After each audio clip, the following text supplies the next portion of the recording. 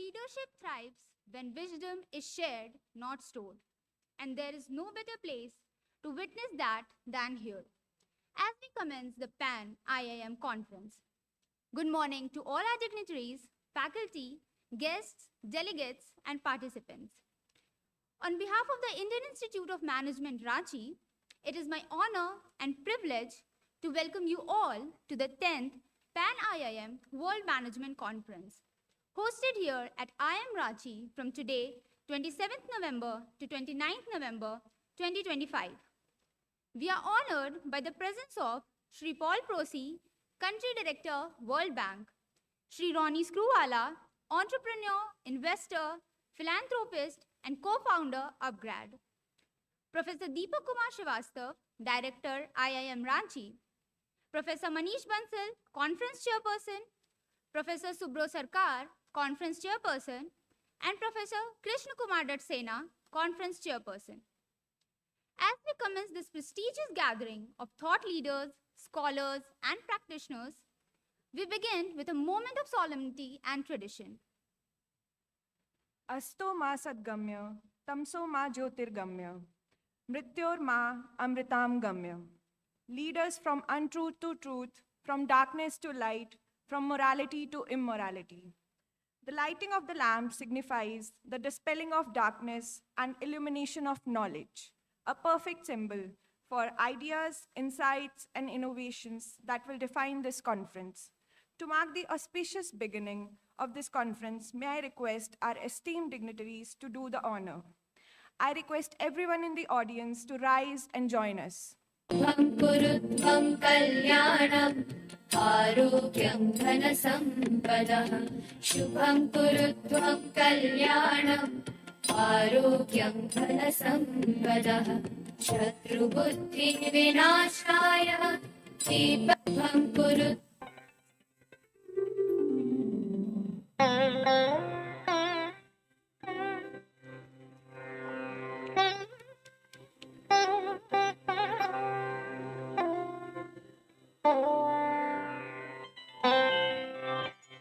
Ya kundendu tushar har dhavana, ya shubhra vastramruta, ya veena vardanda mandita kara, ya shvet padmasana, ya brahmachuta shankara pravruti devai sada vandita samam patu saraswati Bhagavati Nishesh Jadyapaha.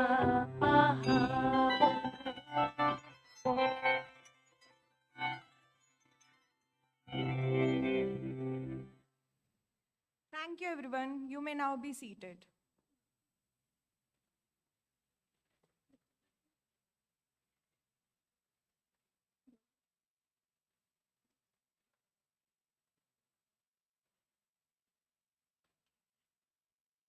Ladies and gentlemen, respected dignitaries, esteemed faculty, and distinguished delegates, may I kindly request your attention as we proceed to our next segment.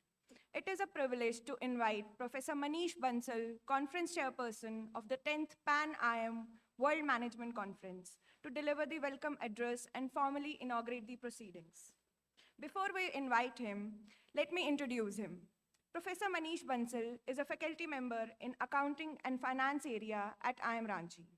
He leads several key institutional portfolios, including the doctoral program and research, executive education and consulting, and institute ranking.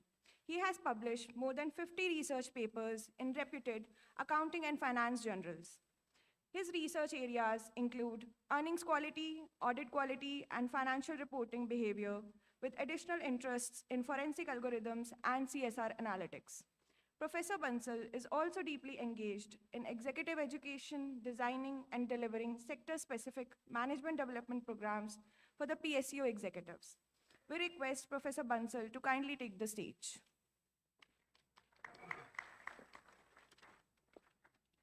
Thank you, Kajal. Good morning and very warm welcome to all of you. It is truly a moment of pride for us today at IIM Ranchi to host the 10th Pan-IIM World Management Conference 2025, a landmark edition that celebrates a decade of intellectual exchange, collaboration, and collective leadership. On behalf of IIM Ranchi, it is my honor and privilege to welcome each one of you to this milestone gathering. At the outset, I extend my heartfelt greetings to our esteemed guest, Shri Paul Prosi ji, Country Director, World Bank, Shri Roni Screwwala ji, the distinguished entrepreneur and co-founder of Upgrade. I am equally delighted to welcome our director, sir, Professor Deepak Kumar Srivastav, whose vision and guidance have shaped the direction of this conference.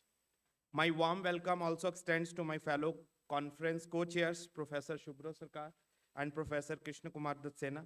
This edition of Pan-IIM reflects our collaborative effort in shaping the conference structure. Most importantly, my privilege is to welcome the directors of different IIMs who have joined us today, along with the director, dean, and senior academic leaders from distinguished management institutions, various public sector undertakings, and industries across the country.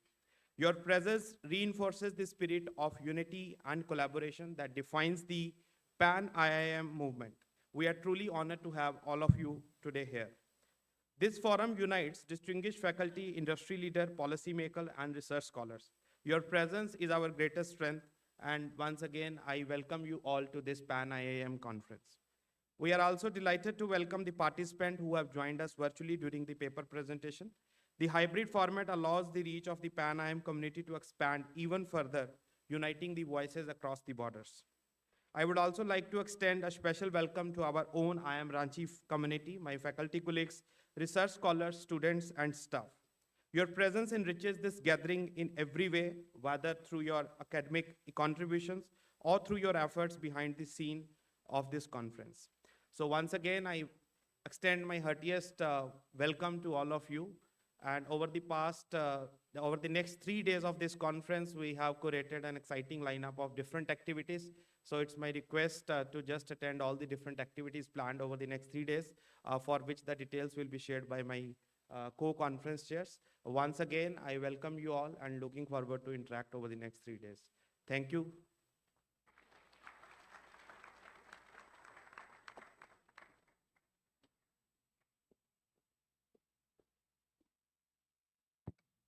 Thank you so much, Professor Bansal, for setting the stage. Ladies and gentlemen, we now have with us Professor Subhro Sarkar, Conference Chairperson of the 10th Pan-IIM World Management Conference. He will now introduce the conference and conduct the official induction, guiding us through the theme, expectations, and overall direction for the sessions ahead. Professor Sarkar serves as Assistant Professor of Marketing at IIM Ranchi. His academic contributions span consumer behavior, digital and social media marketing, online retailing, and mobile commerce, with a strong presence in leading international journals. We request Professor Sarkar to kindly take the stage.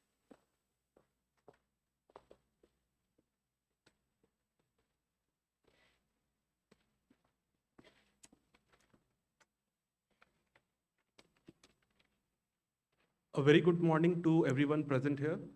I extend a very warm welcome to our distinguished guests, directors of all IIMs, keynote speakers, faculty members, deans, practitioners who have been with us, and participants joining us from across India and around the world. It is truly a privilege to have you with us for the 10th Pan-IIM World Management Conference hosted at IIM Ranchi. I'm glad to announce that this year we have received more than 1,400 paper submissions. After a rigorous review process, over 800 presentations have been scheduled across the 3 days of the conference. These include in-person presentations, online presentations, and poster presentations, allowing for wider participation from scholars globally. In addition to the research presentations, we have curated a rich set of academic and thought leadership engagements. The conference will feature a keynote address, early career faculty conversations, and 12 panel discussions with eminent experts from academia, industry, public policy, and global institutions.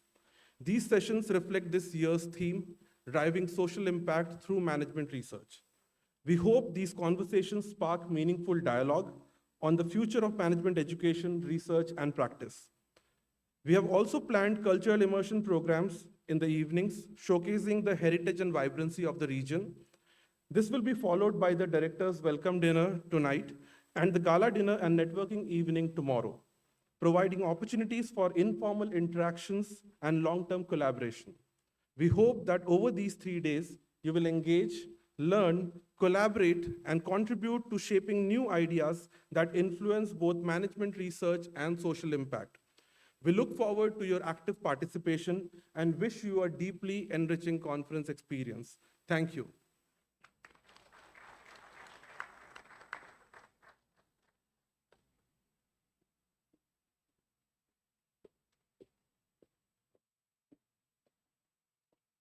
Thank you, Professor Sarkar, for your insights and for outlining the journey ahead.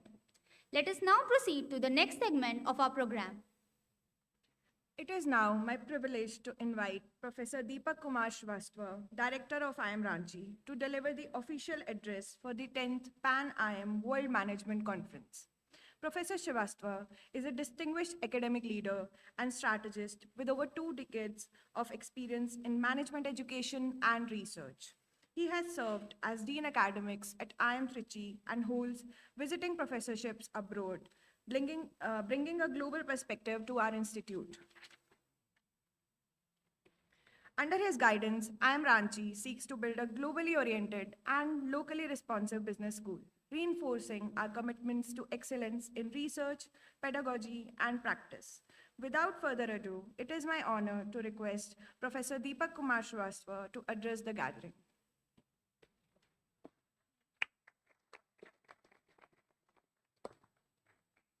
Johar, Namaste, very good morning. Sri Paul Porsiji, Sri Roni Scruvalaji, faculty colleagues on the dais, fellow directors from different IIMs, Professor Pavanji from IIM Tirchi, Professor Ashokji from IIM Udaipur, Professor Dwivedi ji from IIM Kasipur. Other directors are expected to join soon. Respected invitees from different, B schools and different other, industry practitioners, participants, faculty members, and dear students. Very warm welcome to 10th Pan-IIM Conference. Also, I would like to extend a warm welcome to IIM Ranchi on behalf of Institute and personally.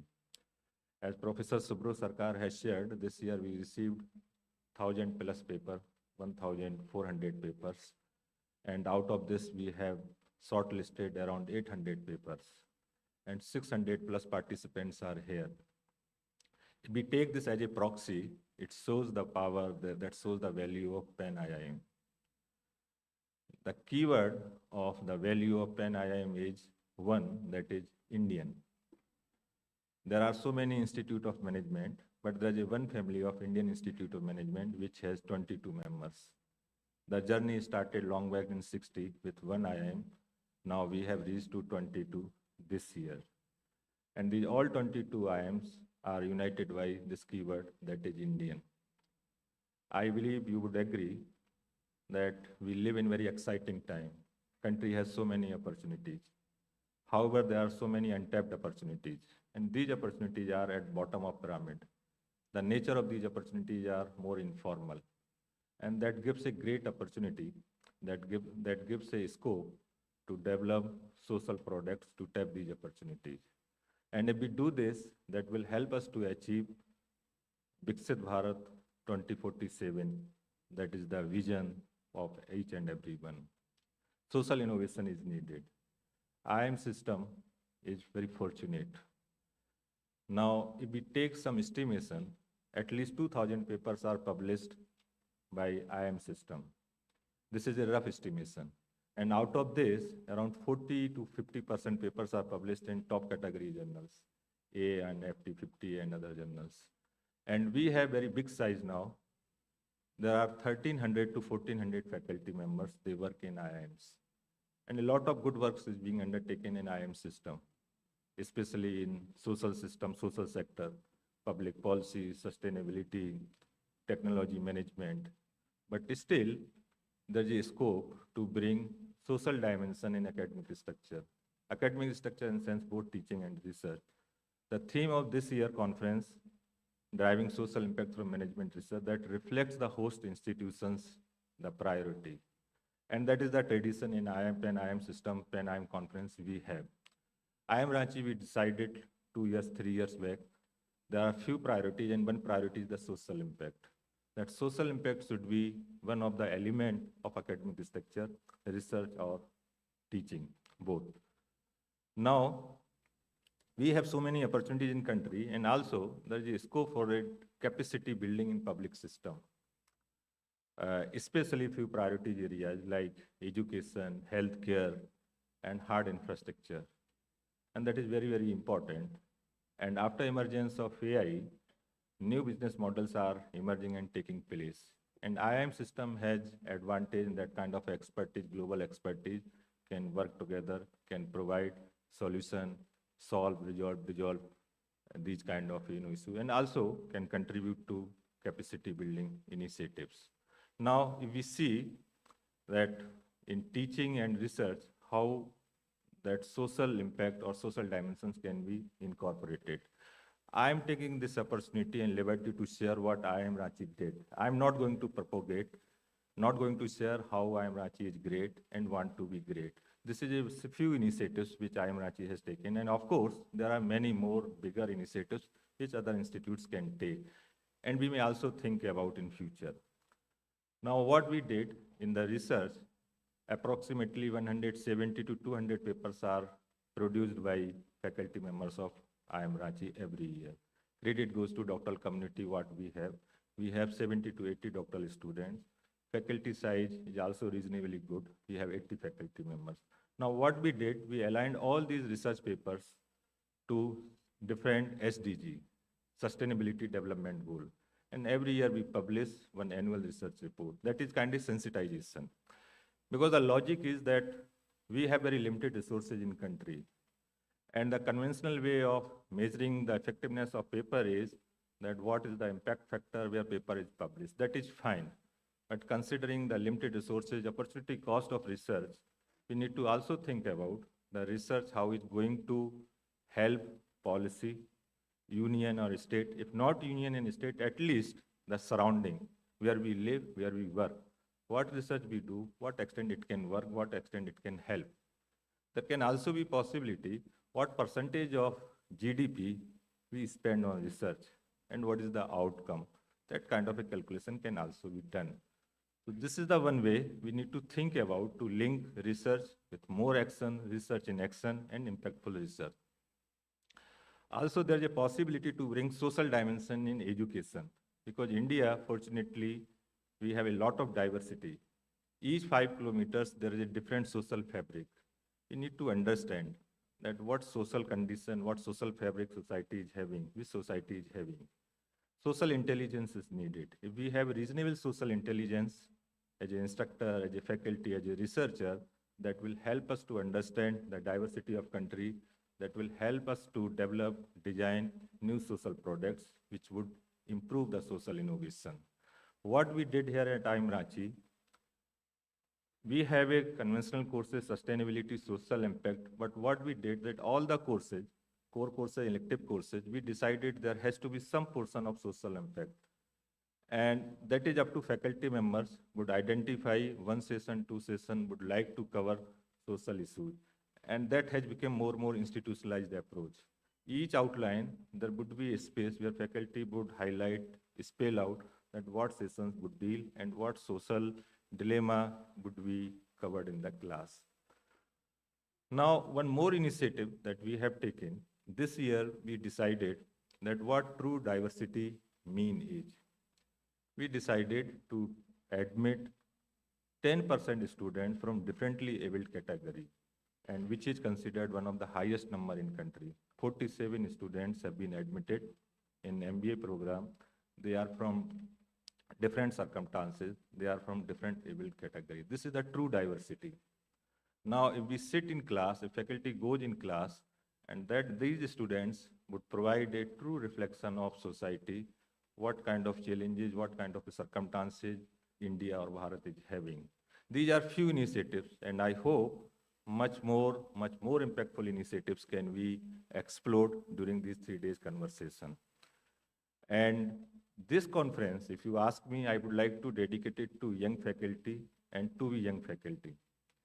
Because you will be here when India would celebrate 100 years, Viksit Bharat 2047, and I hope, I pray, you would be in peak of your career and academic. You would see how India and Bharat would be developed or Viksit in 2047. And that sensitization of social, that is very, very important. Now, this time what we decided, we will have an exclusive interaction with young faculty tomorrow. Their all fellow IIMs director will be there and would interact with you, and will try to decode what are the expectations of these schools, what are the expectations of IIMs. And also there is a kind of anxiety which young faculty do have. We will try to address these issues. And so I look forward you to participate in this young faculty, this thing. And thank you everyone. And I would like to thank Orsi ji and Roni ji for being with us. I would also like to thank all the respected invitees and panelists. They come from different parts of the country. Thank you for being with us. Look forward to interacting with you. Thank you. Jai Hind, Jai Bharat, Jai Jharkhand.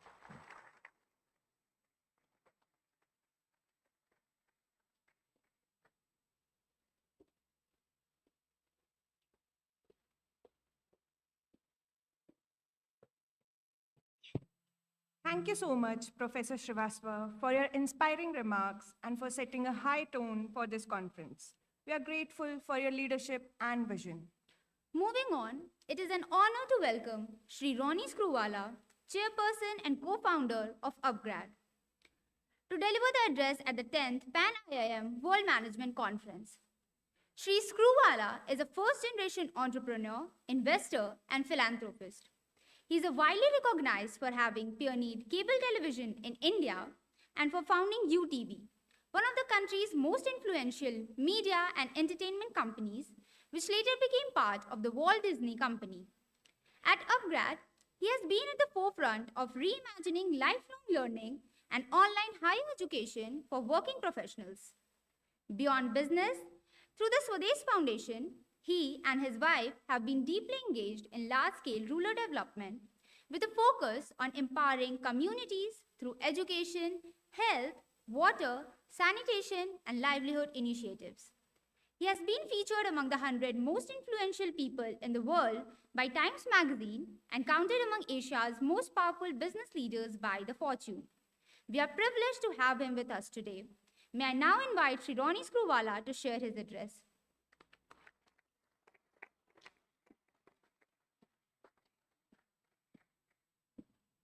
Good morning, everyone. All my colleagues on the dais, deans and presidents of IIM, faculty, and most importantly, the students and the scholars who are going to present today. The theme is social impact. And to a certain extent, I feel like an outsider, but I also feel like an insider to share some of my views today here. But first, I thought when I was coming in last night into the city, I was jotting down a few key points. Here we are sitting at one of the best and most influential institutes of eminence, and the IIMs across India breed global citizens. And I was reflecting, and especially for all of you all here who are looking at social impact, looking at innovation at the core of what you do, what are the core elements of success? And I think in my previous avatar in media, interacting with people across the globe, one gets to observe where we get innovation and where we get excellence. And I think as institutes, when we're sitting here reading and looking at that, the qualities I looked at from the outside, where really people succeed, and for all of us here, is best when we work in an environment with freedom and empowerment. And I think without that, you really can't get to the levels of innovation. So I think in many ways, we have to figure out as we go into 2047 and be a Viksit Bharat, and as we see how we're going to be global citizens doing what we want to do for India, we create an environment, the learning environment. There's a fair bit we spend on compliance, and I don't mean corporate governance and compliance, but just working within some of our, what we would call sandboxes. But excellence really comes, and you can see that with that talent and global citizens and global leaders across, where there's freedom and empowerment. So I just wanted to leave that as the first thought for you. And overall, for all of us, especially here, who as scholars are thinking things through, we zero in on solutions. I personally feel we don't question enough before we come to solutions. And I would urge everyone to introspect as you grow and you get out and you look at all the analysis that you do, how we can do question first before zeroing in on solutions. And all of you all who are going to present papers here, I think you can relate and identify with the question, because the more you question and the more we get peer-to-peer feedback, because we're too quick to get to solutions without really constantly questioning. And true innovation necessarily comes from that. Before I share my connection with social impact, I also think most of the time where I've succeeded is when I've been an outsider. And I think here today, sitting with all of us on the dais and professors and all the faculty here, obviously I feel like an outsider. But I think that outsider has allowed me to always push the envelope, push beyond my reach, constantly not take anything for granted, and always be in a place where I want to push myself for innovation. And I would urge each of you all to look at it, that sometimes you feel yourself, you're outside as an outsider. Let me give some illustrations as far as that is concerned. I come from a lower middle class home, so I think when I went into one of the elite schools in Bombay, I actually felt like an outsider in many ways. It took a lot of social adjustment for me to do that, but I gained a lot by feeling and being proud of being an outsider. Later on, just turning to be an entrepreneur, over the last 5, 7, and 10 years, the Prime Minister has heralded Startup India as a movement. But I think when I started to be an entrepreneur, it was a reflection of if you couldn't get yourself a really good job, you had to start working for yourself. It wasn't a social pride, it was a sense of social stigma. So I think for the first 10 years when I was an entrepreneur, I felt like an outsider. Much later, when I got into serendipitously into media, there again, as an outsider, totally. When we started creating films in our media company, I felt like an outsider. I wasn't someone who had the storytelling ability of many of the people here who were doing the romantic comedies, but that allowed me to succeed by giving narratives that were very different. And I think social impact and impact for me, even when we started doing our stories with movies, actually created. If I was an insider, I would have done what everybody else did.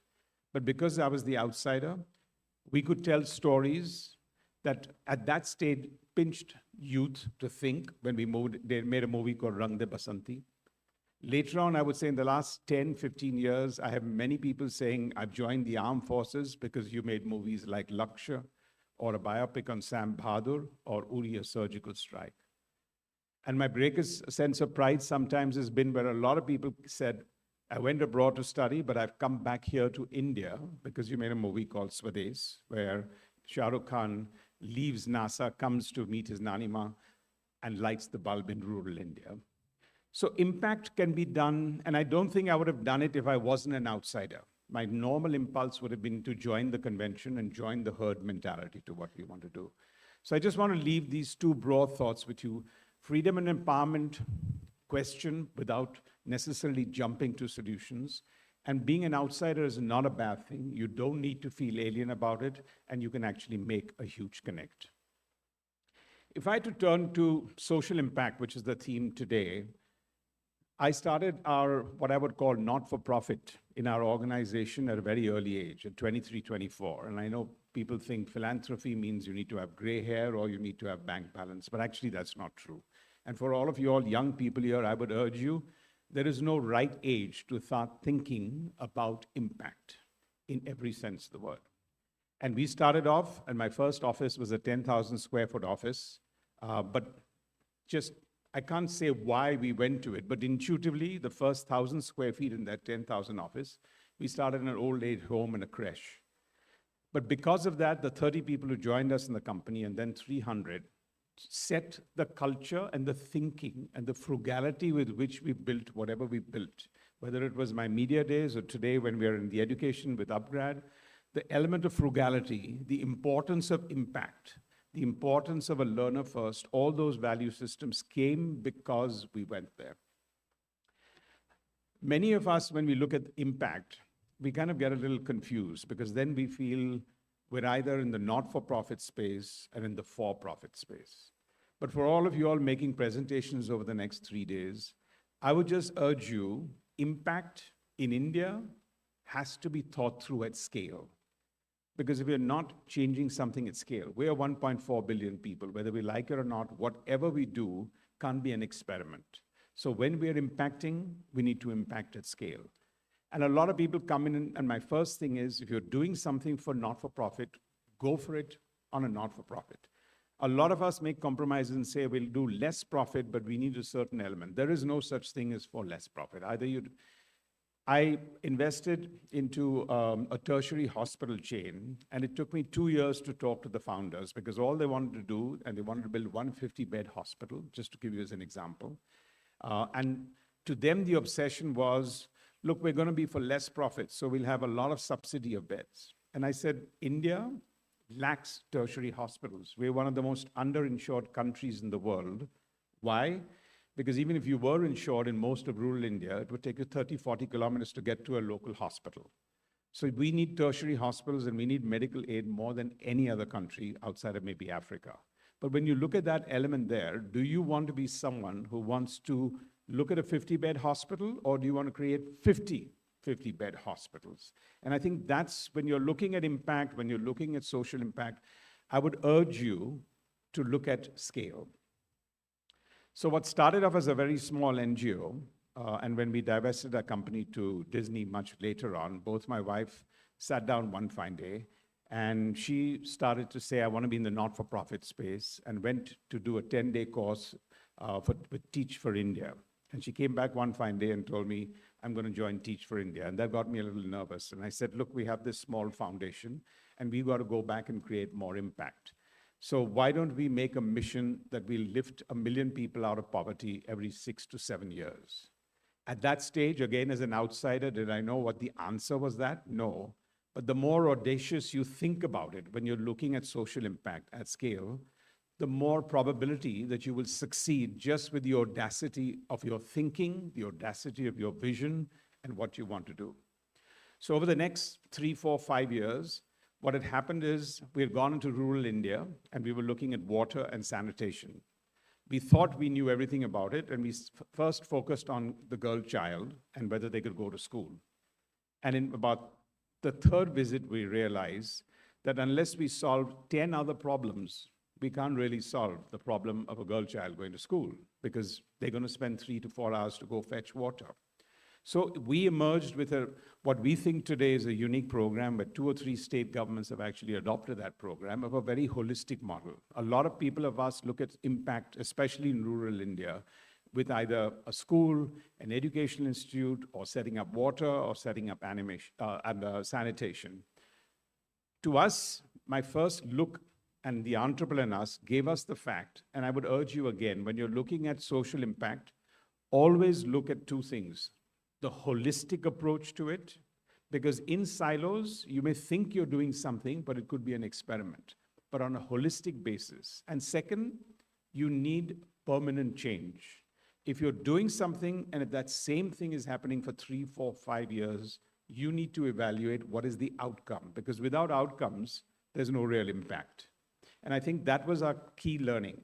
For the first 3 to 4 years, our holistic part And what we realized was two things. There's incredible aspiration levels in rural India, as much as all of us here, totally and absolutely. And mental poverty is a bigger problem than physical poverty. So if you look at those two elements there, and then you start looking at how you're going to solve for it, you need to make people feel, if we wanted to get into a village and we wanted to have an impact over 6 to 7 years and move them out of poverty, we first needed to work on mental poverty. Then we needed to work on physical poverty. And the second one is we need everyone to feel I'm in control of my destiny. We're all very privileged here sitting down, but when you're looking at rural Maharashtra and you feel, or rural Jharkhand or rural anywhere in India, you feel the next check from the government is the only way I can necessarily get by. You're not in control of your destiny. So we're not really solving large social impact problems if it wasn't for that. And all I can tell you is there were more failures than successes, but it's those ones that actually make the models of the future. So I just want to leave you with these broad thoughts. And the last one, especially for all of our young scholars and young students, we're not going to be a Viksit Bharat if we copy what America does or what China does. It'll have to be the India way. We'll have to figure that out. We're figuring that out. But if 600 million people of 1.4 billion, albeit not in poverty anymore, but still live in rural India, we cannot be a developed country unless it's a holistic model for how we actually develop India. This is not about per capita income. We're not going to have 1.4 billion people having a per capita income of $22,000. So we'll have to find our own way. We don't have to copy the West. We don't have to copy China. We have to figure out our own one. But I feel very proud to be here because I think if the central theme in universities and in colleges that of this eminence and of all the IIMs is putting social impact at the core, this is how we're going to solve for Viksit Bharat. Thank you very much for listening to me.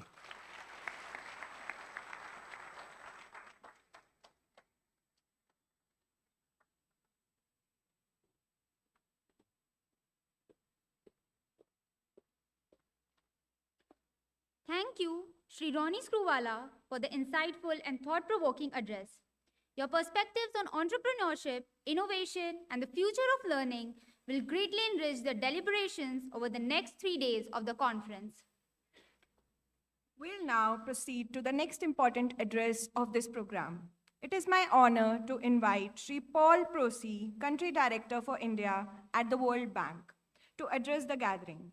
Sri Paul Prosy brings over 2 decades of experience in infrastructure, sustainable development, and urban transformation across multiple regions. He currently serves as Operations Manager and Acting Country Director for India at the World Bank. His leadership in managing one of the largest IBRD portfolios globally speaks to his deep commitment to systematic change and international development partnerships. Without further ado, please welcome Sri Paul Prosy.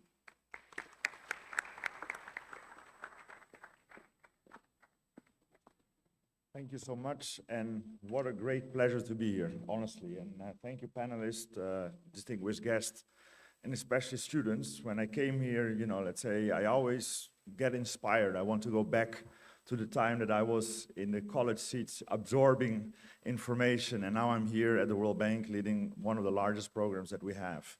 And I remember when I was 16 years old, and I grew up in Brazil. I'm Dutch, but I grew up in Brazil. And I accompanied a friend of mine into one of the slum areas that was working with, let's say, the waste pickers. And the kind of reality that I saw on the ground and how we can basically transform people, let's say, with a couple of little things we can do, inspired me to kind of go for development, and I ended up here at the World Bank. And I always joke, yes, I was in China, I was in Brazil, I was doing internship in Argentina, but it was all to prepare myself for the work here in India, because the work in India is at a different scale than it is. And I really enjoyed the previous discussion about scale, because I think at the World Bank, of course, we are involved in the development of India. We are the World Bank, But the World Bank over the years has become a smaller and smaller bank because there are so many other players around. And we are working as we speak on the new country partnership framework. This is a famous strategy that we look forward, let's say, with the Indian government on how we are going to work in India. And the word that comes out every time is impact, impact, and scale. So the question we have to ask ourselves as the World Bank is exactly this. Let's say we have done some great projects, and I always see my friends, and I talk to the projects, I go to the sites, and you see, and we make nice pictures of the projects, and you turn around and you see around you, things are still moving the same way as they do before. So the big challenge we have indeed is how do we translate what we do, even if it's a small-scale project or it's a specific project, how it becomes a lighthouse and how does it really has impact beyond the scale that we have. And sometimes it doesn't need World Bank financing, but it doesn't need to have our involvement in the financing. It is our knowledge that matters.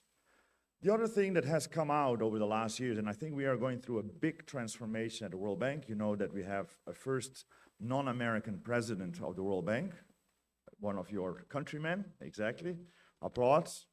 And Mr. Banga basically has put forward a big vision for us, and I'm not even allowed to talk anymore about the World Bank. We should talk about the World Bank Group, meaning we need to bring the guarantee sector, the private sector, and the World Bank, the public sector of the World Bank together.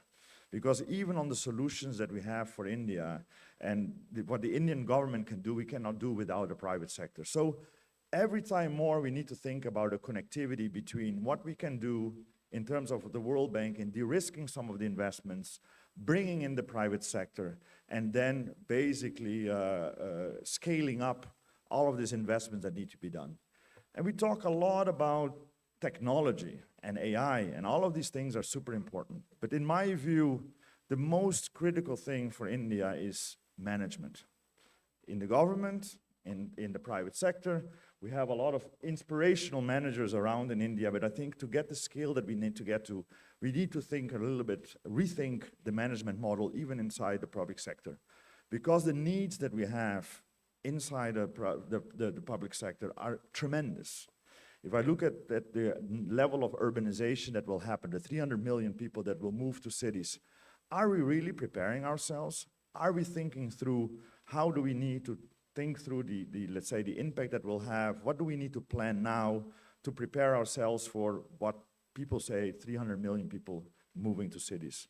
I remember being in China 15 years ago, and we did one of the most rewarding reports for China at the time. Urban China was one of the co-authors of that report. It was talking about the economics, the jobs, the spatial planning of cities, and how to create an integrated system where we connect rural areas with cities, create jobs, and prepare a country for the future. Again, a lot of it is managerial. And last week I was in one of our famous new program, which is called LEADS, Learn, Adapt, Develop, and Scale.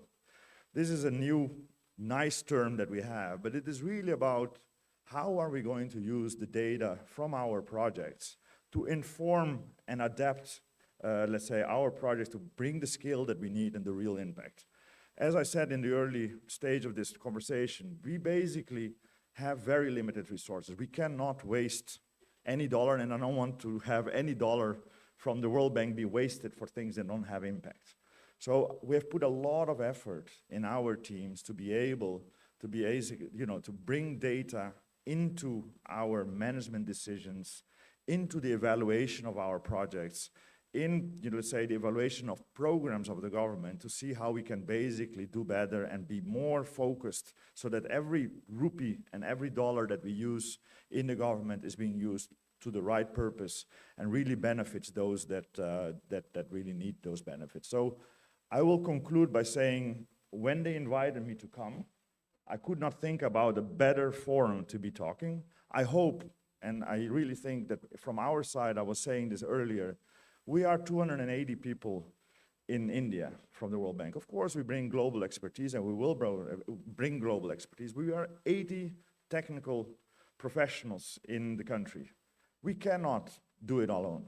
So we also need to work with the training institutes, the IIMs, the ITIs, the IITs, on bring some of our knowledge and learn from you on how we can adapt and learn from what is needed in India. And we can bring some of the knowledge that we have. So I'm happy to see that we have some other leaders from other IIMs here around the table.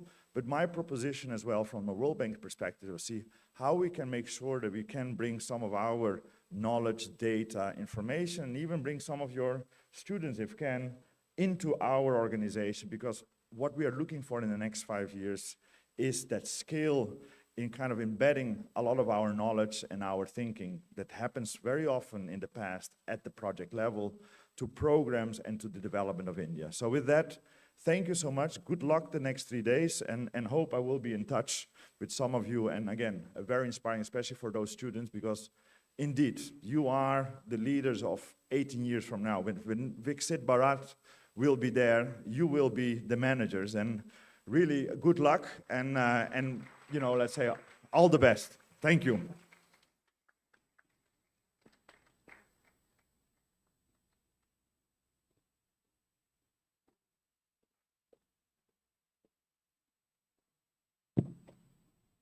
Thank you, Sri Prosi, for sharing your valuable insights and for illuminating the broader global development context that complements our conference focus.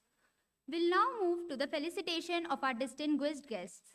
May I now request Dr. Deepak Kumar Srivastav, Director, IIM Ranchi, to kindly come forward for the felicitation ceremony. We begin by felicitating Sri Ronnie Screwvala, entrepreneur, investor, philanthropist, and co-founder, Upgrad.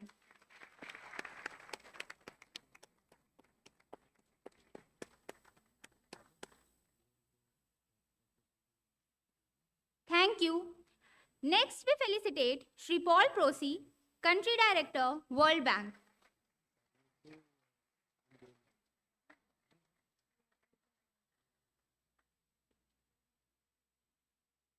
We extend our heartfelt gratitude to all our esteemed guests for gracing this inaugural session with their presence and insights.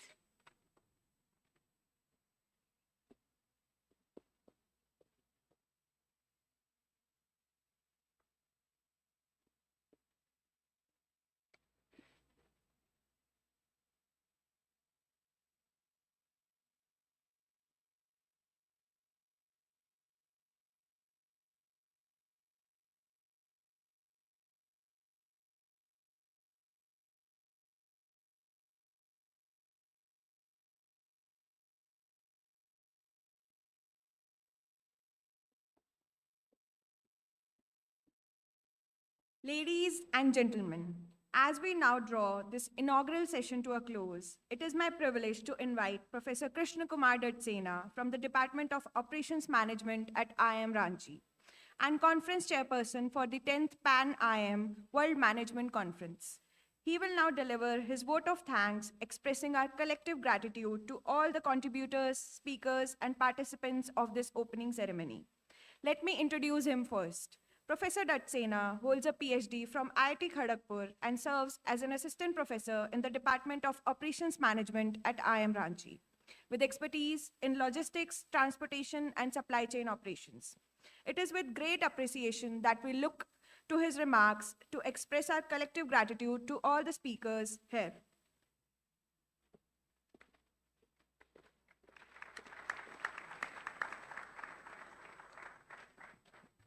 Good morning, everyone. First of all, thank you for joining us. On behalf of all organizing committee, let me just thanks to our chief guest, Sri Screwvala ji, Sri Paul ji, our director, Sri Deepak Kumar Srivastava ji, my colleagues, Subrosh sir, Manish sir, the directors from different IIMs, and my faculty colleagues. And most important, our participants, those who have joined for this conference. Thank you for joining us. And again, we are going to have this 2.5 days, right? This is the basically, I will not call it a marathon. We are going to have a sprint because there are so many things we have pipelines, right? I request you all to please participate on all those activities and take the advantages of all those sessions. So once again, I would like to thank everyone for joining us for this inaugural session. Thank you so much.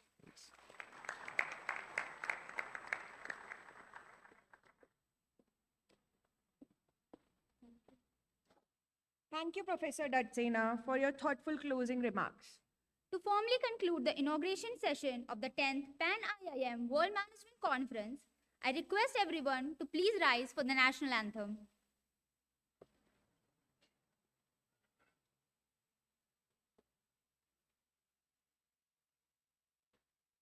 गणमन अधिनायक जय हे भारत भाग्य विधाता पंजाब सिंध गुजरात मराठा द्राविड उत्कल गंगा विंध्य हिमाचल यमुना गंगा उच्चल जलधि तरंगा तव शुभ नामे जागे तव शुभ आशीष मांगे गाहे तव जय गाथा जन गण मंगलदायक जय हे भारत भाग्य विधाता जय हे जय हे जय हे जय जय जय जय हे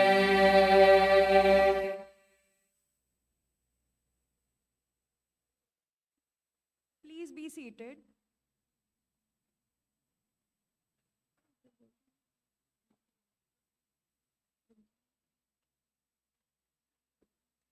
Thank you. This brings the inaugural ceremony to a close.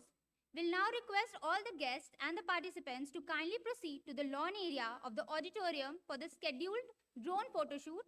Our volunteers will assist you for the movement and positioning. Thank you.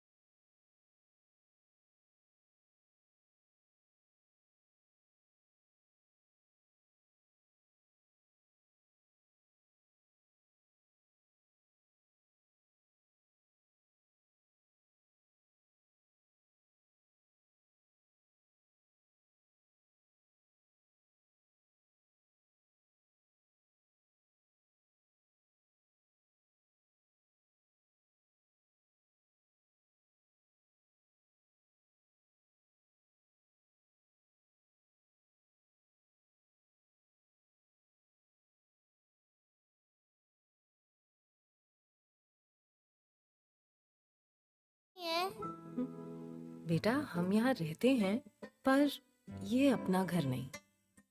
हम अपने घर में कब रहेंगे? यूनियन होम लोन के अट्रैक्टिव इंटरेस्ट रेट से मनाइए त्योहारों की खुशियां अपने घर अपनों के साथ।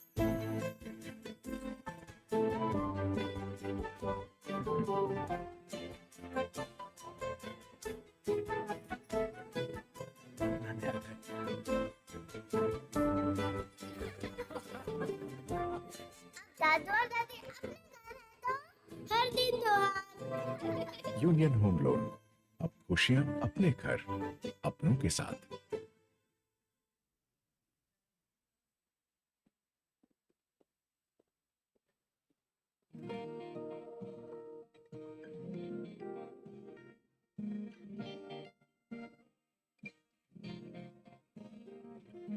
आज लिखेंगे हम अपना कल।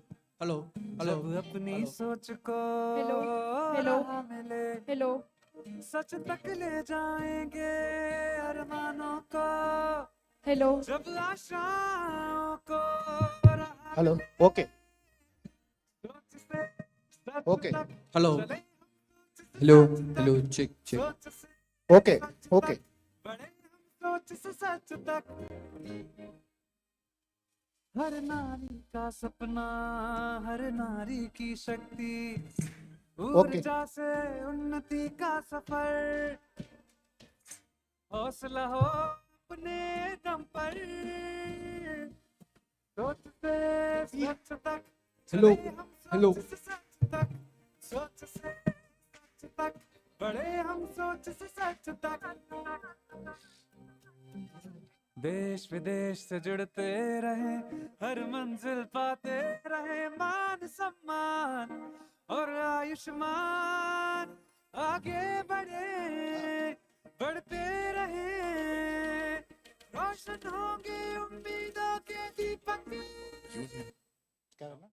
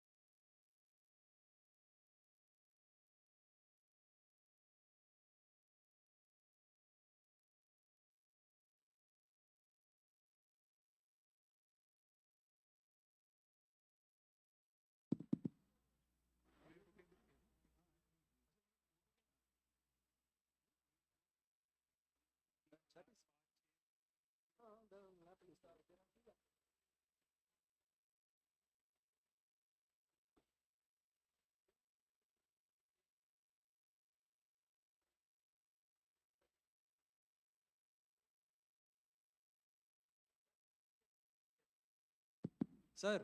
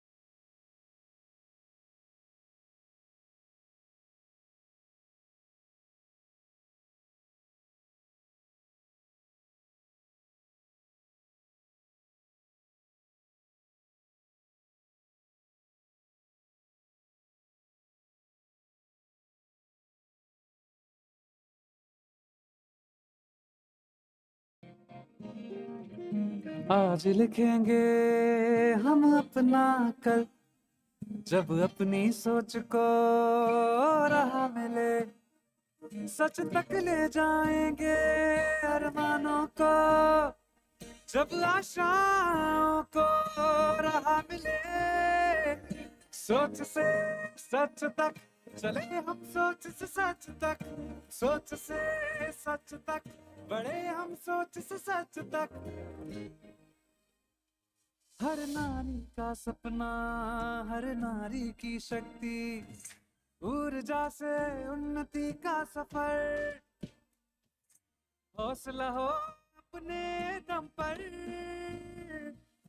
सोच से सच तक चले हम, सोच से सच तक, सोच से सच तक बढ़े हम, सोच से सच तक। देश विदेश से जुड़ते रहे, हर मंजिल पाते रहे, मान सम्मान और आयुष्मान, आगे बढ़े बढ़ते रहे, रोशन होंगे उम्मीदों के दीपक। यूनियन बैंक ऑफ इंडिया, सोच से सच तक। यूनियन बैंक ऑफ इंडिया के आसान एमएसएमई लोन्स के साथ हर ख्वाहिश सोच से सच तक। पापा, इस दिवाली दादू और दादी को यहाँ बुलाए? बेटा, हम वहाँ जाएंगे। क्यों? क्योंकि त्योहार हमेशा अपने घर और अपनों के साथ मनाते हैं। क्या ये अपना घर नहीं है? बेटा, हम यहाँ रहते हैं, पर ये अपना घर नहीं। हम अपने घर में कब रहेंगे? यूनियन होम लोन के अट्रैक्टिव इंटरेस्ट रेट से मनाइए त्योहारों की खुशियां अपने घर अपनों के साथ।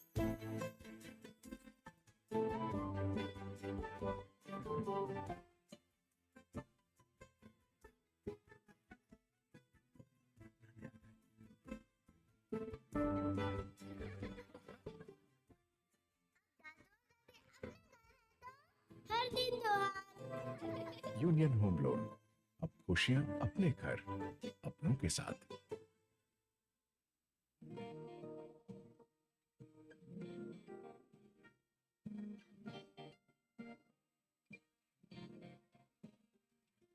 आज लिखेंगे हम अपना कल, जब अपनी सोच को राह मिले, सच तक ले जाएंगे अरमानों को, जब आशाओं को राह मिले। सोच से सच तक चले हम, सोच से सच तक, सोच से सच तक बढ़े हम, सोच से सच तक।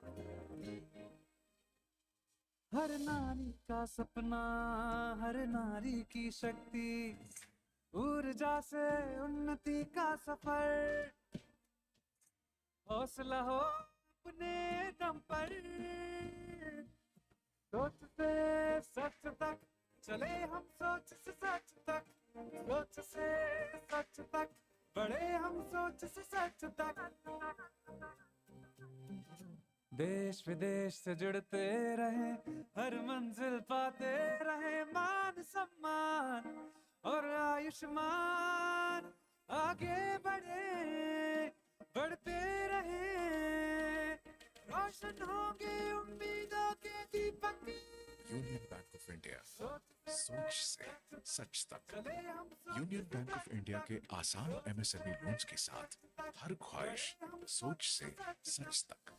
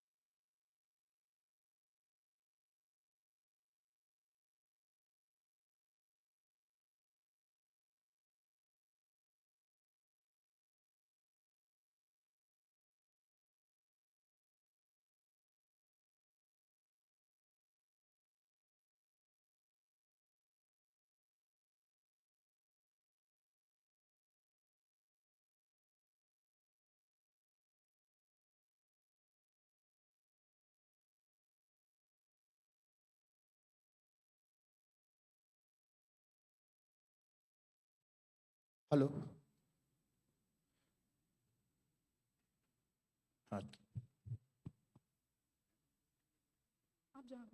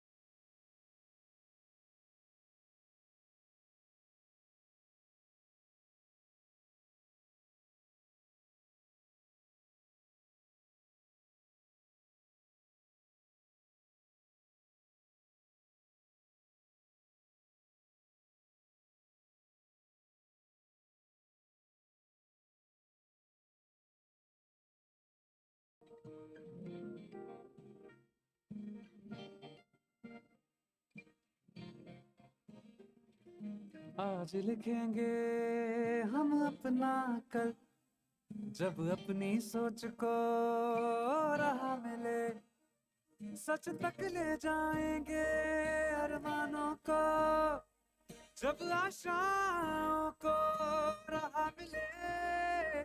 सोच से सच तक चले हम, सोच से सच तक, सोच से सच तक बढ़े हम, सोच से सच तक।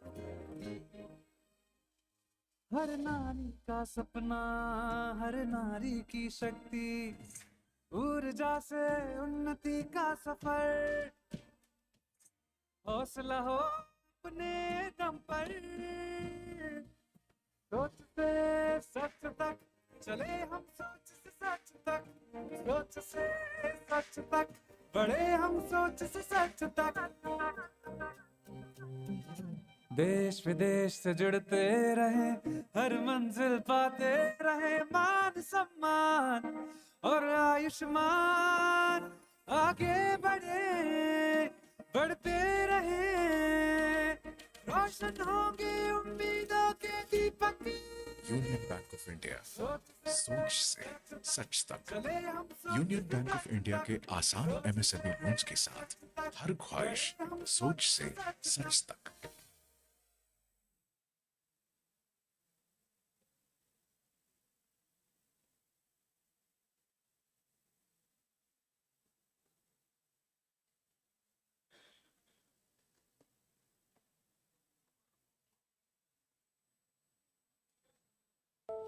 पापा, इस दिवाली दादू और दादी को यहाँ बुलाए?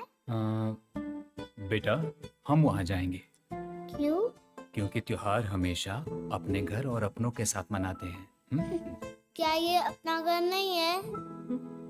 बेटा, हम यहाँ रहते हैं, पर ये अपना घर नहीं। हम अपने घर में कब रहेंगे?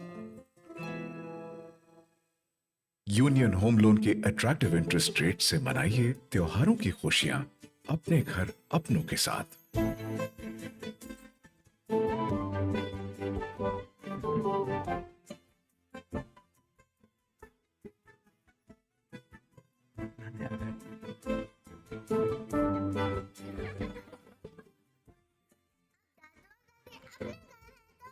हर दिन त्योहार। यूनियन होम लोन, खुशियां अपने घर अपनों के साथ।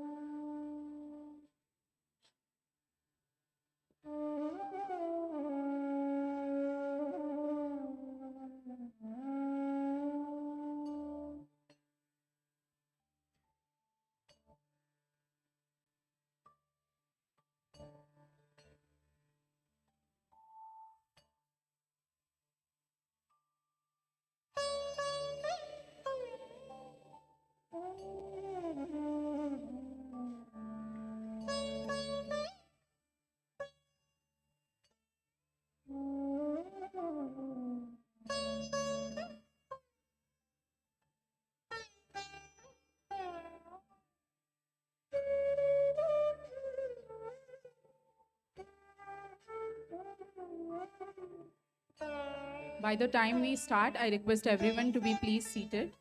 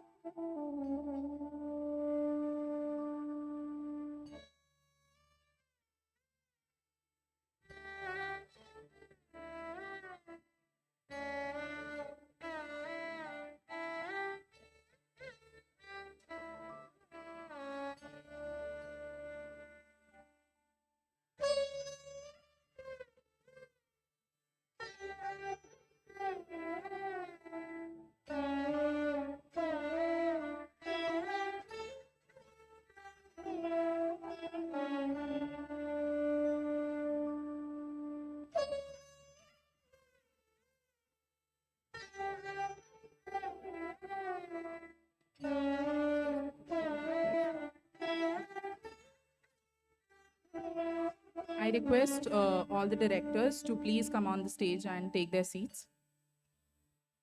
Can we have Professor Sameer K. Srivastav? Professor Neeraj Trivedi? Professor Nalini Prava Tripathi? Ma'am, could you come on stage and take seat?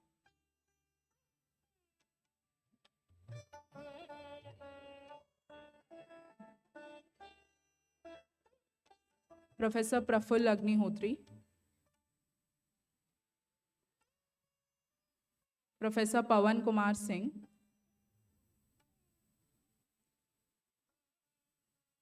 Professor Ashok Banerjee?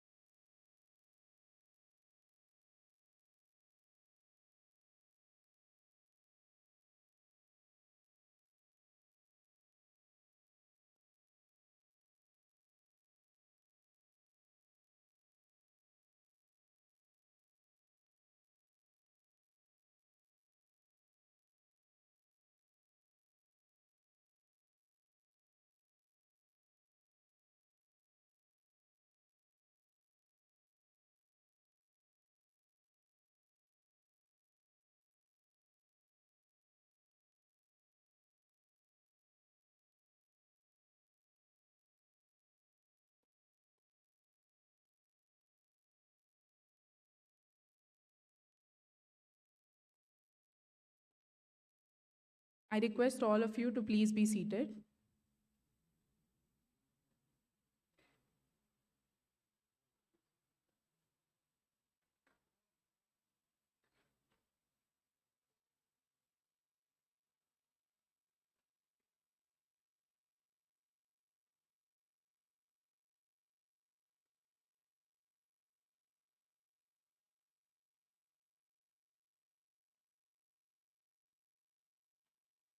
Good morning, everyone. While we transition to this panel discussion, we would like to acknowledge Union Bank of India, our platinum sponsor, and Hindalco, our silver sponsor. Their support reinforces the collaborative spirit behind this academic gathering. On behalf of IIM Ranchi and the organizing committee of the 10th Pan-IIM World Management Conference, I'm delighted to welcome you all to this important and forward-looking panel discussion titled, How Can IIMs Lead India's Development Agenda? The Indian Institutes of Management have not only shaped decades of managerial excellence, but have also been at the forefront of leadership, innovation, policy thinking, and nation building. Today, we explore how IIMs can play an even bigger role in driving India's economic, social, and development priorities. Before we begin, may I request everyone to keep your mobile phones on silent mode and remain seated during the discussion. As India accelerates into its Amrit Kal vision, the role of institutions becomes even more critical. IIMs today influence policy through research, empower communities through outreach, support entrepreneurship through incubation, guide public systems through training and consultancy, and develop leaders who shape the nation's growth story. This conversation aims to bring together these multiple dimensions: education, governance, innovation, inclusivity, and societal impact to understand how IIMs can take a defining role in India's development agenda. Let me now introduce our esteemed panelists for today. Ladies and gentlemen, our first speaker is Professor Sameer K. Srivastav, Director of IIM Amritsar and one of India's most respected scholars in operations and supply chain management. With over 30 years of experience in academia, consulting, and industry, he holds a PhD from IIM Lucknow, a BTech from IIT Delhi, and an MBA in finance. Before entering academia, he worked with the Aditya Birla Group, where he played a key role in implementing total productive maintenance, an initiative that earned the organization the TPM Excellence Award from JIPM Japan. At IIM Lucknow, he served as Dean of Research and led major prospects with global universities, the World Bank, Transparency International, DRDO, DST, and other national and multilateral bodies. He also established South Asia's first public procurement observatory, advancing transparency in public systems. A globally recognized scholar, he ranks among the top 2% of scientists worldwide and has earned multiple accolades, including the Emerald or IIM Research Fund Award and several Best Paper Awards. Our next distinguished speaker is Professor Neeraj Dwivedi, Director of the Indian Institute of Management, Kashipur. Professor Dwivedi brings over 2 decades of experience in management teaching, research, consulting, and executive education. He holds a PhD in management from IIM Lucknow, a master's degree from IIT Kharagpur, a bachelor's degree from GB Pant University, Pantnagar. Before taking charge as director in 2025, he was associated with several leading IIMs, including IIM Lucknow, IIM Indore, and IIM Kozhikode, and also spent at the School of Management, Asian Institute of Technology, Bangkok. In addition to his academic depth, he has 7 years of corporate experience in the food processing and consulting sectors, which enriches his strategic perspective. His areas of expertise include strategic thinking, mergers and acquisitions, and corporate governance. Professor Dwivedi has also led numerous consulting and executive development programs across private, public, and government organizations, establishing him as a highly respected scholar practitioner in strategic management. Our next esteemed speaker is Professor Nalini Pravatripathi, Director of IIM Shillong and a leading academic voice in finance and control. She holds a Doctor of Literature in Management from Utkal University and is a Fulbright scholar, having pursued advanced research in the United States. She also received a full-time UGC fellowship, the UGC Postdoctoral Research Award, and completed advanced research training at IIM Calcutta. Before joining IIM Shillong, she served as Associate Professor of Finance and Accounting at IIM Indore. With over 28 years of experience spanning teaching, corporate roles, research, and consulting, her expertise includes corporate finance, financial services, valuation, investment banking, financial engineering, capital markets, and corporate strategy.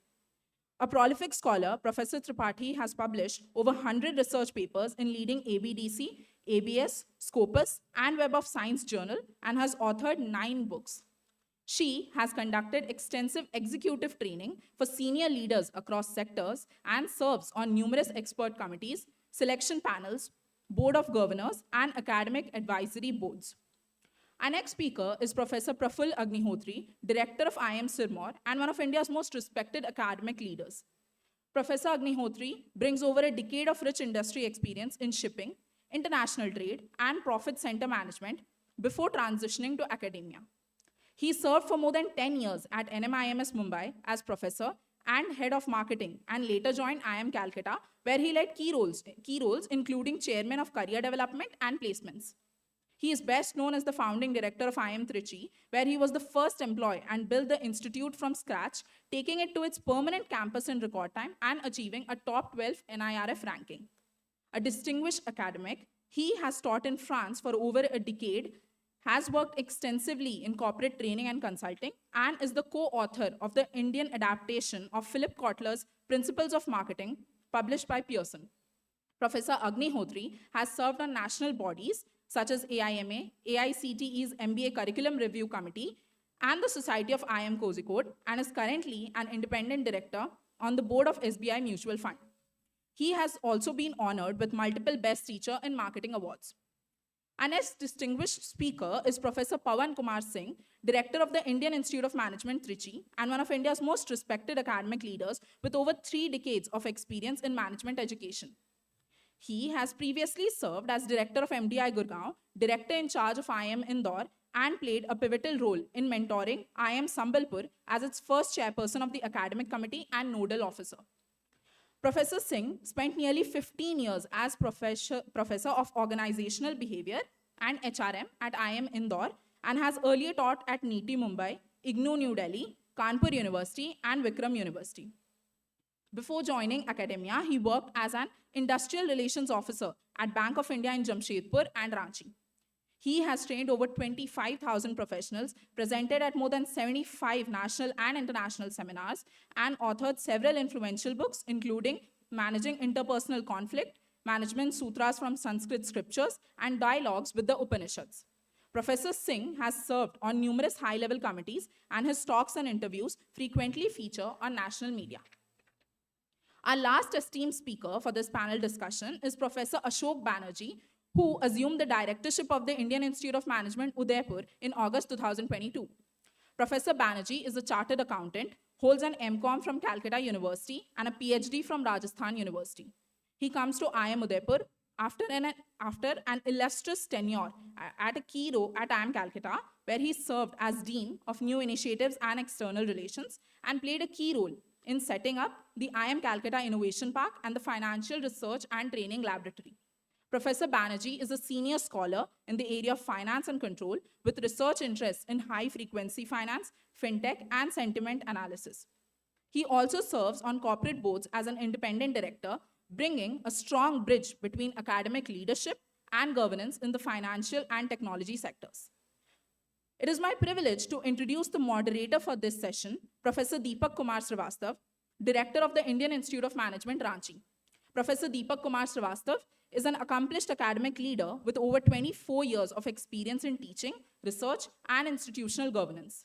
He has previously served as the officiating director of IIT Ranchi, Dean Academics, and Professor of Strategy at IIM Trichy, and earlier as Professor at Nirma University, Ahmedabad. Professor Srivastav has held visiting teaching and research positions at several prestigious universities across the USA, Finland, Mexico, Hungary, and Slovakia, underscoring his strong international academic presence. He also plays an important role in higher education and governance, serving on the board of governors of IIPM Bangalore, IIFM Bhopal, IIITDM Jabalpur, and IICM Ranchi, and contributing to key committees on higher education and NEP implementation. He is the co-author of the South Asian Adaptation of Global Business, has published extensively in leading journals, and has undertaken consulting assignments in strategy, policy, and institutional development. He also conducts executive training for senior leaders, faculties, vice chancellors, and board members across institutions. May I now call upon all our speakers, along with our moderator, to join us on stage as we begin the panel discussion. A warm round of applause, please.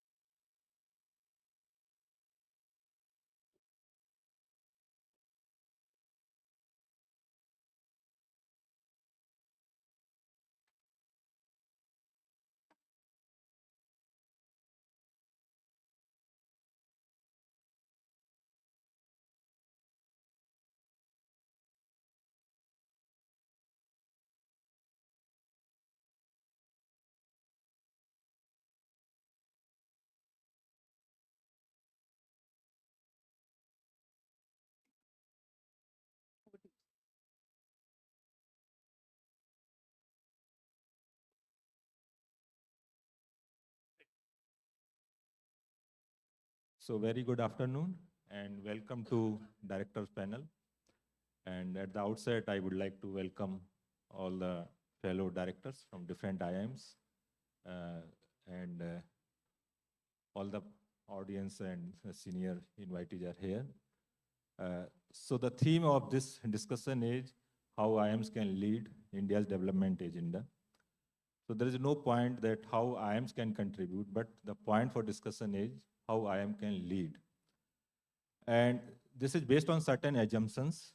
The assumptions are in terms of the size, the competitive advantages IIM is having from 1 to 22 IIMs. And these IIMs are located in different parts of the country.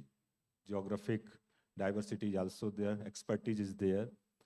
And IIM is having a different kind of fabric, different kind of a culture, academic, and also there is a lot of practice orientation is there. We have the faculty in different IIMs. They come from industry, they have global exposure. And having this kind of advantage, certainly there's expectations. And Viksit Bharat 2047, that has become kind of, a goal for each and everyone. And IIMs are also ready to take lead. So this panel, the flow is like that, sir. I would tend to ask one institute specific, the point would raise. And then I would request you to respond in 4 to 5 minutes. Then I would ask one thing which you want to change in your institute or your system. And then one common recommendation for IIM system. And then we'll open for audience. And there can be 3 or 4 questions and the points. And that would be responded by each, IIM directors. So before I start, I again would like to take opportunity to introduce and welcome, starting with Professor Banerjee.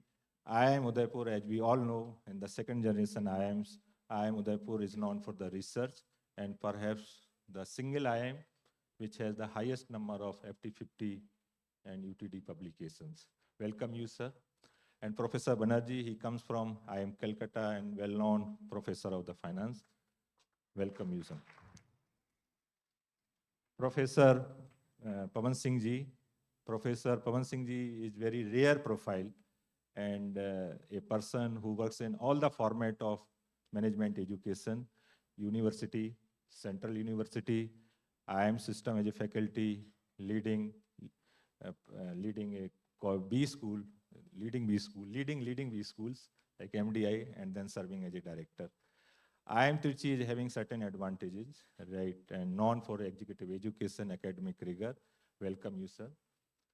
Professor Prafulla Agnihotri, he comes from IIM Calcutta and was a founding director of, IIM Trichy, and now looking after directorship in Sirmaur, one of the emerging institute, and located in a different kind of, these conditions and geographic, some constraints are there, but despite all these constraints, IIM Sirmaur is having now world-class infrastructure, and he has some expertise that how institute developed, infrastructure developed, and that was remarkable in Tirchi, and now the chance is I am Sir.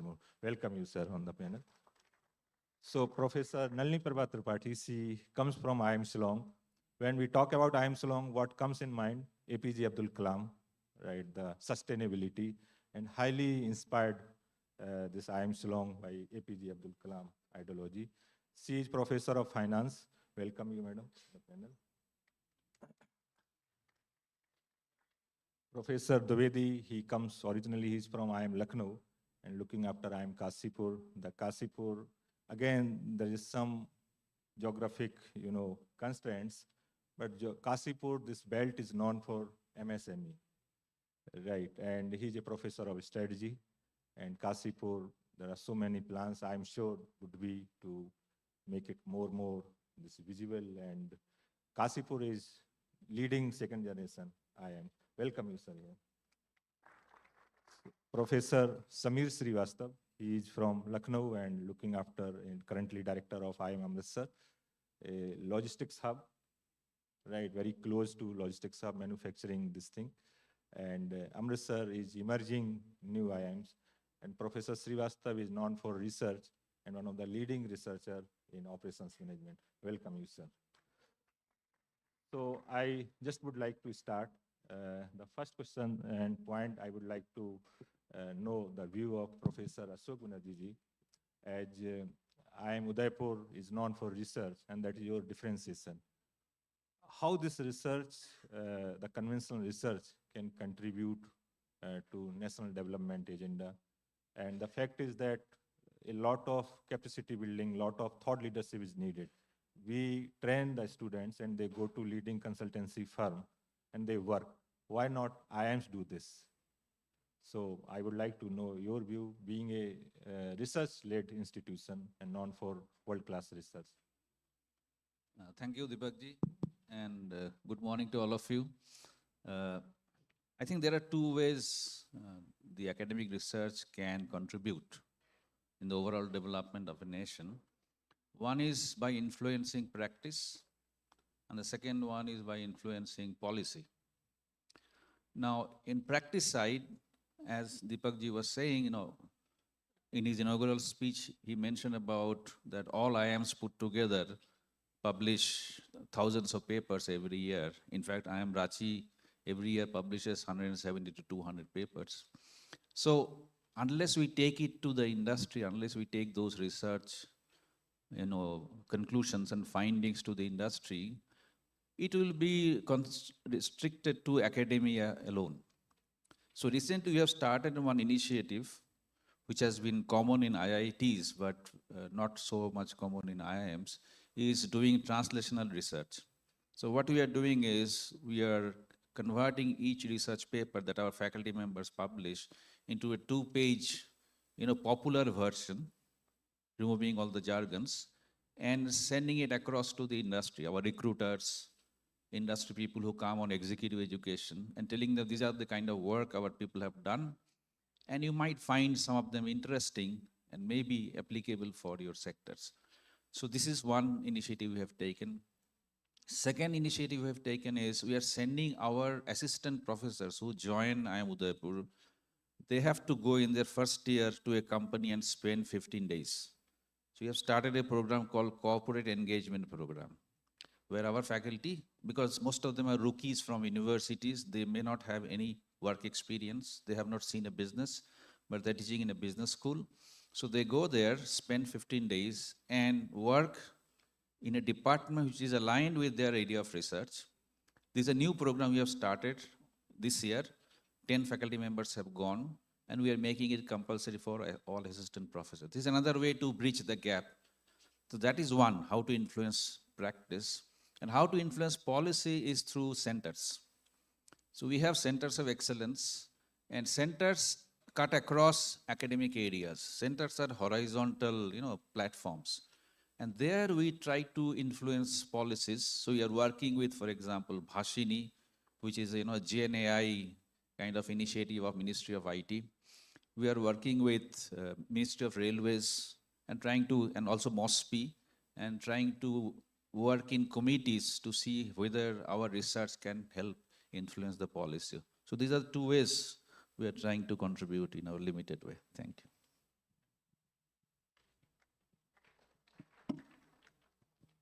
And now my questions to Professor Pawan Singh ji. This is because Trichy is known for training programs, right? Lot of training programs are conducted, but very often it is felt that a lot of capacity building in public system is needed. And that capacity building in different priorities areas like education, health, infrastructure, right? Not only union, but state and municipal level, this kind of a capacity building, and also kind of literacy of new technology. And one emerging technology is AI. So how IIM Trichy can contribute to this goal in capacity building? Thank you, Professor Deepak ji. Good morning to all and best wishes. I will try to respond to question raised by Professor Deepak ji, and also there is the caption point is there. How can IIMs lead India's development agenda? I'll try to integrate. First of all, how B school should conduct itself in the present era, and especially how IIM is also trying to find its own way. So my humble opinions, I'm just narrating. It is very important, either you lead the institution or a family or your own life. It is said in Kishkindha Kand of Valmiki Ramayana, Mule hi sati siddhyanti. If you irrigate the root, all other objectives also will get fructified. But if we are actually irrigating the leaves and the trunk and the branches and not the roots, then the roots also will be gone, and branches and trunks and leaves and fruition process also will be subjected to decay. So, when it is called Indian Institute of Management, we must serve the cause of management education and management research at the highest possible level of world level. That is our mandate. And we are trying to do that. Secondly, the research which is only studied by you or the specialized persons in your own area, that also draws respect, but we need to transcend that. A sociologist's research is only understood by sociologists. A financial management expert's research only understood by those who know finance. I call it limited use research. And we have to transcend to translational research, and there a lot of miles need to be covered yet by, I think, if I am allowed to say, by all of us, and especially by IIM Tiruchirappalli. IIM Tiruchirappalli has to cover a lot of miles in the field of translational research, because you may be doing research, your own professional languages may have its own complex words, but unless your conclusion part is understood by any other educated person, your conclusion is not good. Similarly, your research done in any field of specialization, if it does not have a broader use or understanding among people, such translational research, if not happening, then we have limited use. Now, IIM Tiruchirappalli is trying its bit. Number one, needless to say that we try to teach at the best available potential that we have. And certainly we are following all the processes, rules and regulations of the government, but we are very careful while choosing faculty or any staff, so to say. And we are very sensitive towards understanding the role of IIM Tiruchirappalli in the context of being in Tiruchirappalli. Number one, as I already said, IIMs are mandated for quality teaching and quality research, first of all. That is the mule hi sati siddhyanti. But then, unless we also take care of what is called in Urdu, there are two words, markaj and mahwar. Markaj means center, and mahwar means all those which are decorated. You see, the sand and cement combination while structuring this hall must have been taken care, but its beauty, its aesthetic sense its sense of proportionality of the hall also to be taken care. These are the peripheral part. So IIMs need to address the central and peripheral part. What I mean to say, I am Tiruchirappalli being in Tamil Nadu, and if sir allows me to say, I am Udaipur being established in Rajasthan, or I am Ranchi in Jharkhand, and so on. We have responsibilities towards our own geographical areas, and we are addressing to that, at least in two domains. Number one, and in one I am failing. And I will tell you why I am failing and what is the remedy. There are two responsibilities of every IIM because they belong to a specific geographical area. Number one, can we take care of the quality education of management in that area?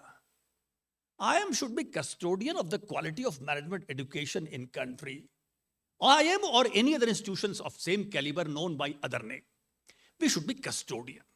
We cannot say I am doing my work well and only to filtered students we address our, let us say, lectures. So that is not happening at IIM Tiruchirappalli. But second thing is happening, which I am recommending, that rural entrepreneurship, or so to say entrepreneurship on the whole of the state, there we are helping the, let us say, state livelihood project.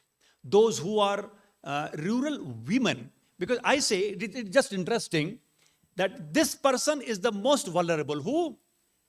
One who is a woman and also rural woman, also poor rural woman, and also uneducated poor rural woman. Because woman is more vulnerable than man, and poor is more vulnerable than rich, and rural is more vulnerable than urban.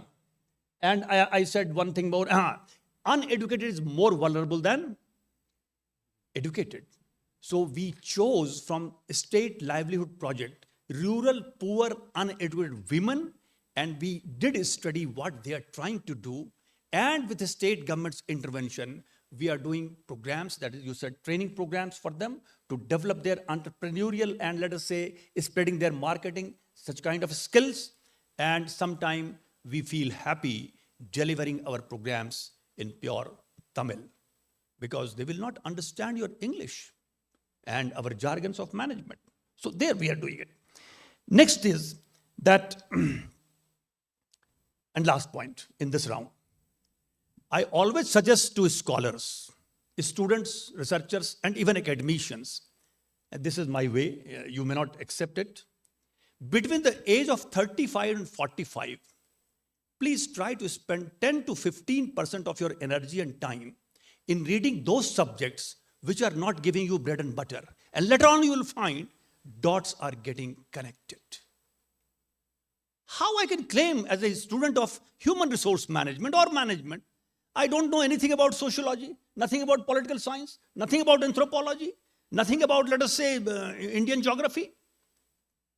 So this is my suggestion. This is outside the context of our talk. 10 to 15% energy and time between the age of 35 and 45, if spent on the subject which are distantly connected but not directly connected, has nothing to do with your bread and butter, I think we will gain in the long run. Similarly, if IIMs, they keep their 10% energy to serve larger cause of the society. 10 to 15% energy and infrastructure, but I find IIMs are struggling for managing the infrastructure for their basic things. अब basic में ही लग जाइएगा तो फिर सौंदर्य कहां से आएगा? सत्यम शिवम सुंदरम कैसे होगा? So for that, this is my recommendation. We should do that. Thank you. Now, a lot of focus is being given on capacity building, and there are many schemes. And one scheme, this is MMTP, we all do participate. And so far, there's a very good response. And we have also opportunity to train participants from, initially it was limited to certain universities. Now that is open for private universities also, private institutions also. And also that is open for among IIMs, the mobility is allowed. And this is funded by government, union government. This is one thing. There are a few other schemes. One scheme started, this SC, ST mentorship scheme. Few IIMs do participate. So what I understand is there's a lot of push is being given, and I am being considered as a major knowledge partner And because the advantage, what advantage, kind of advantage, thought leadership advantage we have. As sir correctly pointed out, because the location of each IIM perhaps is the strategic location, right? And the mandate is that there has to be local responsiveness, but local responsiveness, there has to be balance also. We have a global orientation, the kind of content, the kind of market, that also we need to take care. But equally, there has to be local, this kind of response or the contribution to local policies, state policies, right, innovation policy. So that balance is much more needed. Thank you, sir. So coming to Professor Agnihotri, and one of the difficult area geographically he works. He does not mean that difficult area. Yeah. So, and there can be one unique advantage is to work on sustainable development, ecologically sensitive region and livelihood, job creation. So what is your take on this?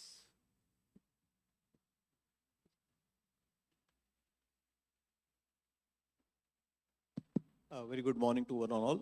First of all Deepak ji, आप शायद सिरमौर कभी आए नहीं हो, इसके लिए आपको difficult area लगता है. आपने 2 बार बोला कि just for information, Sirmaur is not at all difficult area. It's on plains. It's a misunderstanding that because it's in Himachal, it must be a difficult area. So please stand yourself corrected.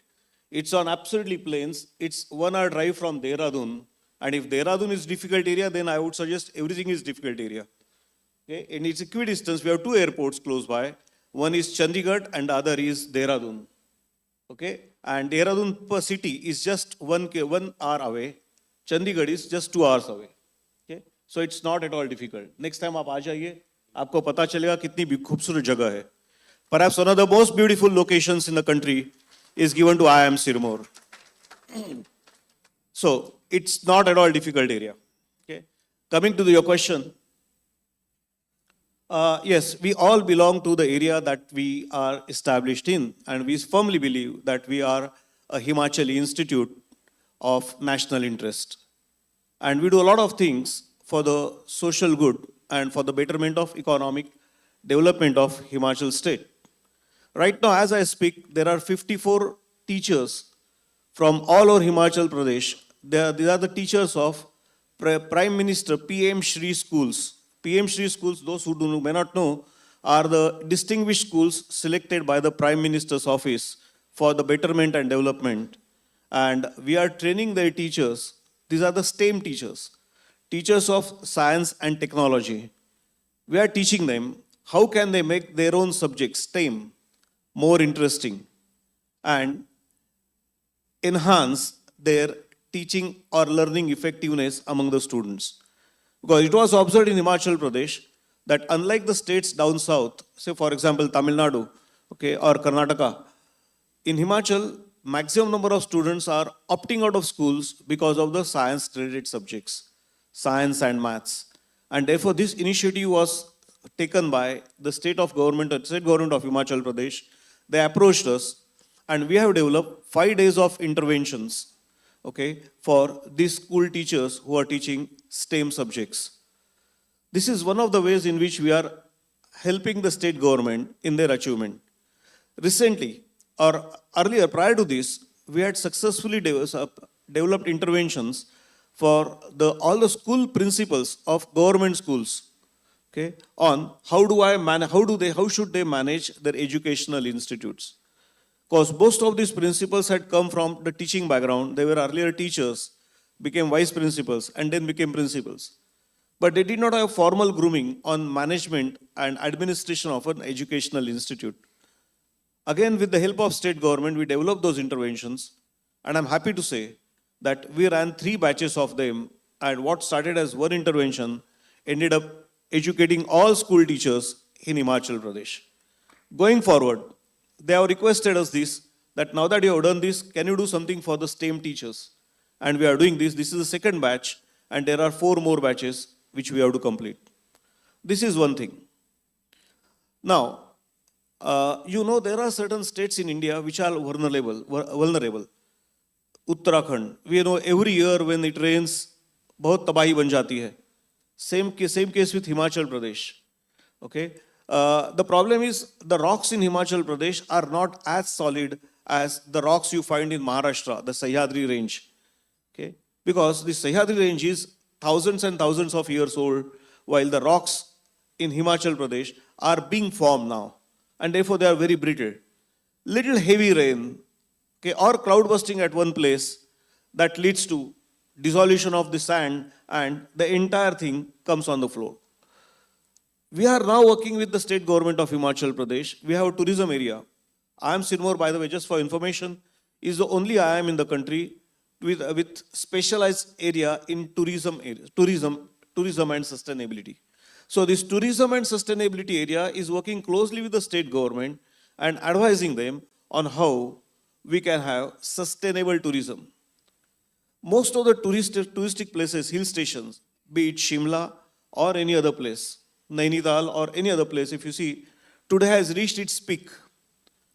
Occasionally, the governments of these hill stations have to announce that no more tourists because we have no place to accommodate them any further. They don't have places to reach because you will be stuck in traffic for 10 hours.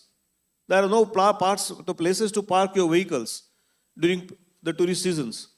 So we are working with them and we are advising them on how we can have optimum tourism, okay, and we can make this tourism sustainable in nature. Okay. So this is what we are working. Okay. So Deepakji, next time you are all invited, okay, to not so difficult place, but one of the most beautiful places. Okay. Thank you. So difficulty does not mean the individual coming and going. Difficulty means the market, right? The kind of industry. Again, market is also not at all difficult. Yeah. You get everything there that you get over here.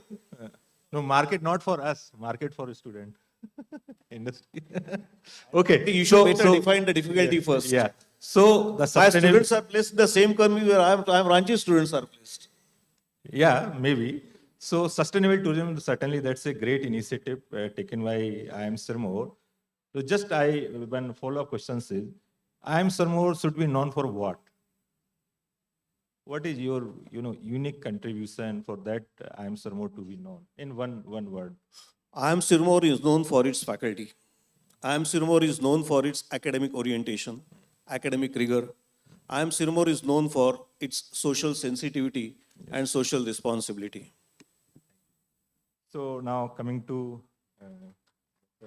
Tripathi, and which is highly influenced by sustainability and a lot of green IIM, that is known. IIM Shillong is like green IIM.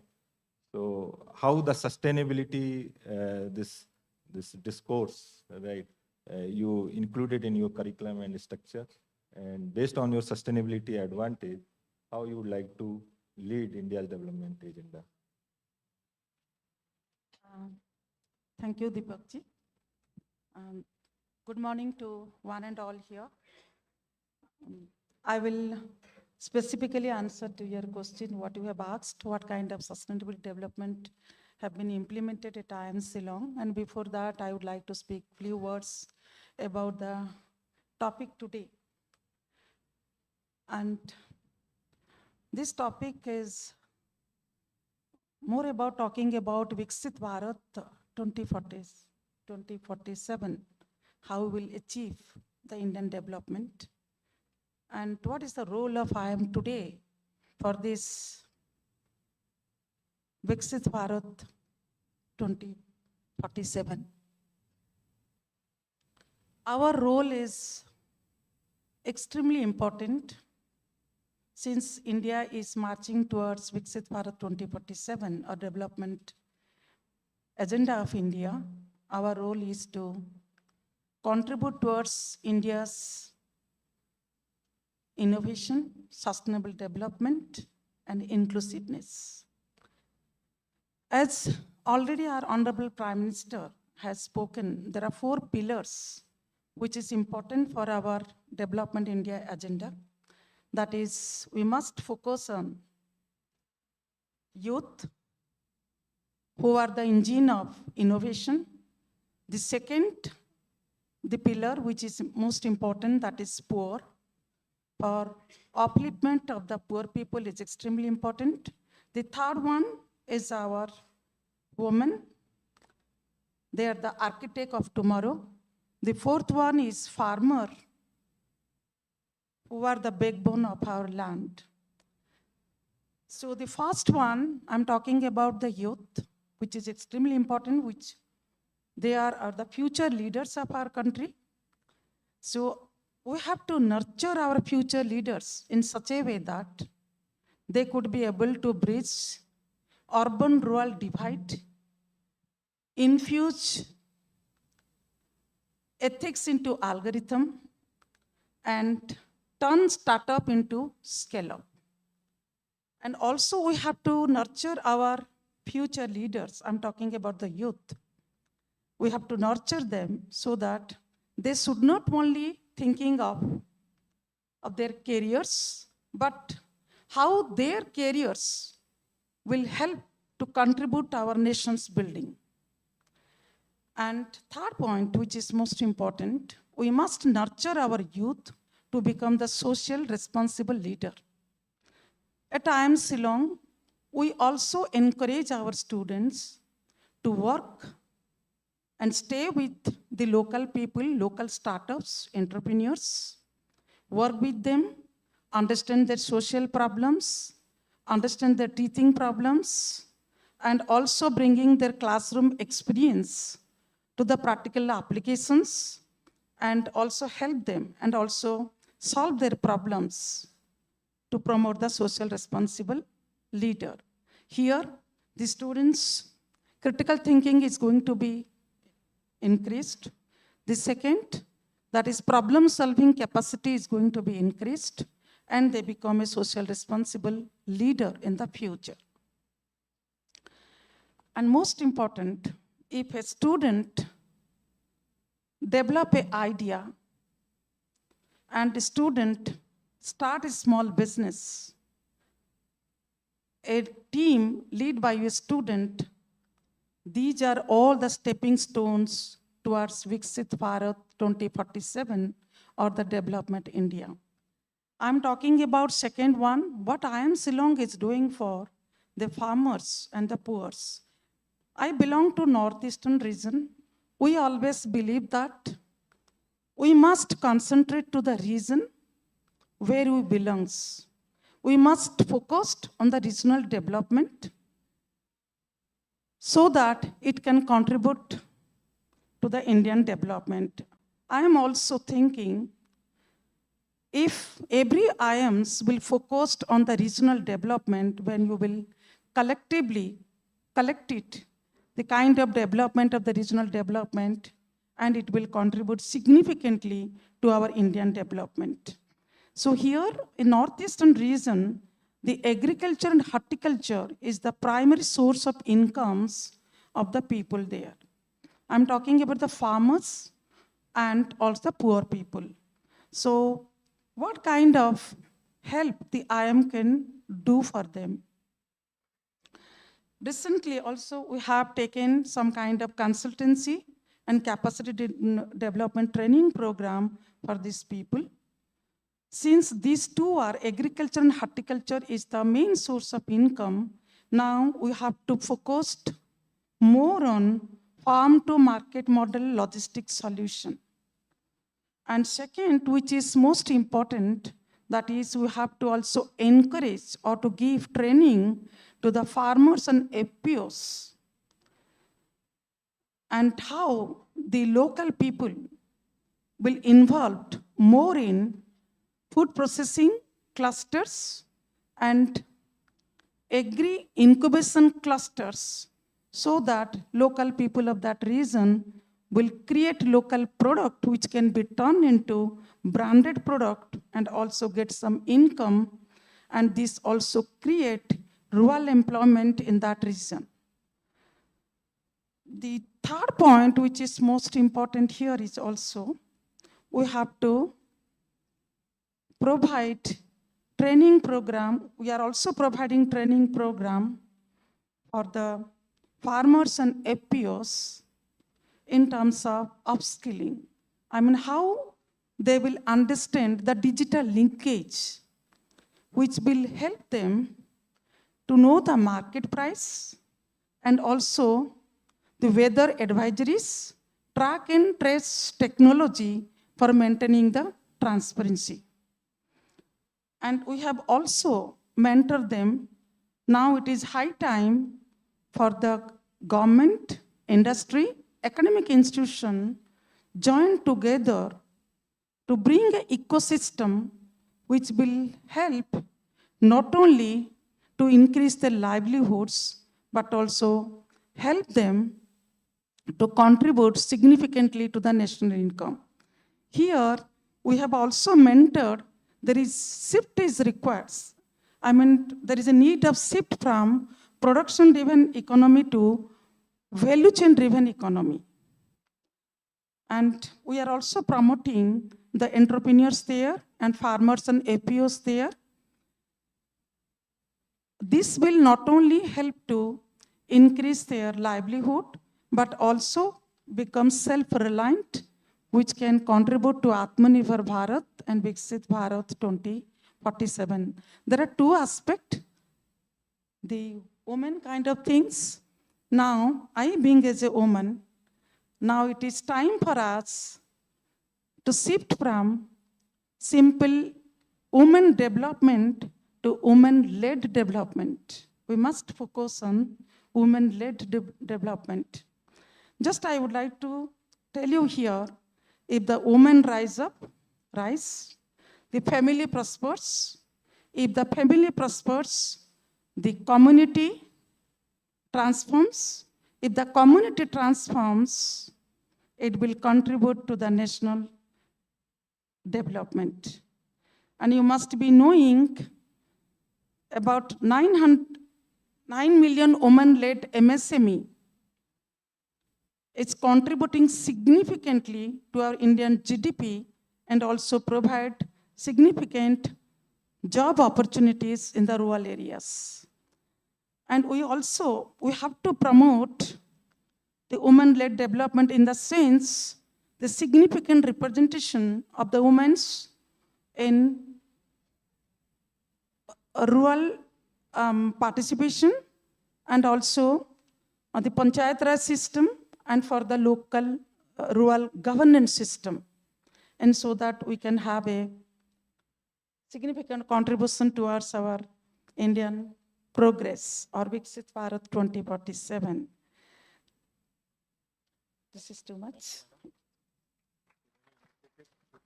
Increase the livelihood opportunities and creating employment options. Thank you, madam. So my next question is to Professor Dwivedi from IIM Kasipur. So how you would like to IIM Kasipur, if is there any plan to contribute in MSME, entrepreneurship, entrepreneurial ecosystem development? Because Kasipur is also having a center, I think if I'm correct, in Dehradun, right?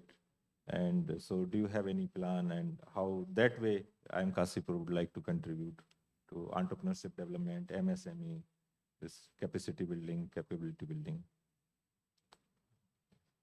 Thank you, Deepak ji, first of all, for inviting me here, and a very good morning to all of you, still good morning.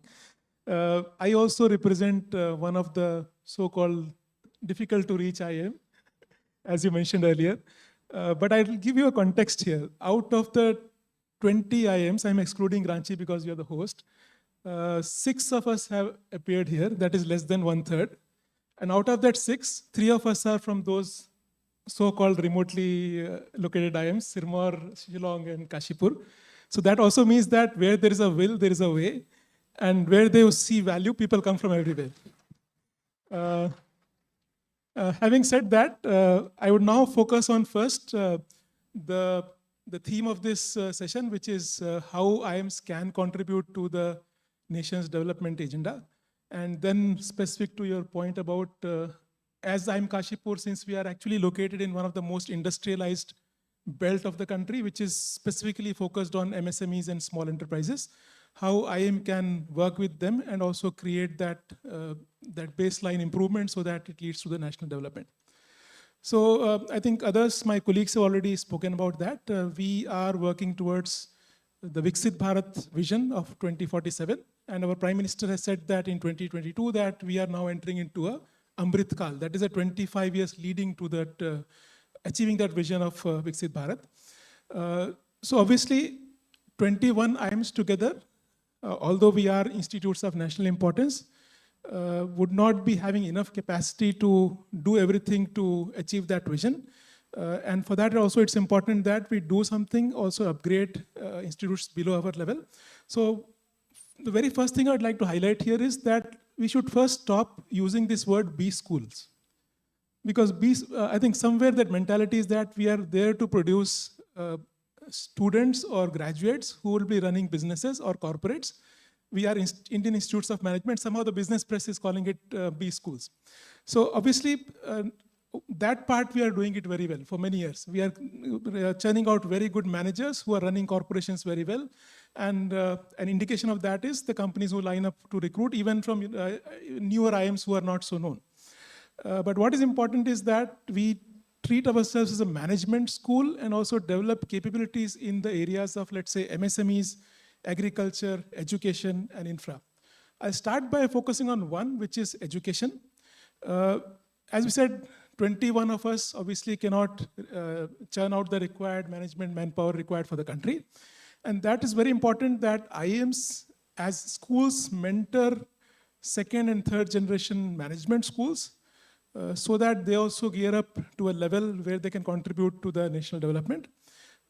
Bigger important initiative would be that if as an IIMs we can upgrade the school education to some extent. Some initiatives are already being done. Professor Tripathi was actually talking about that.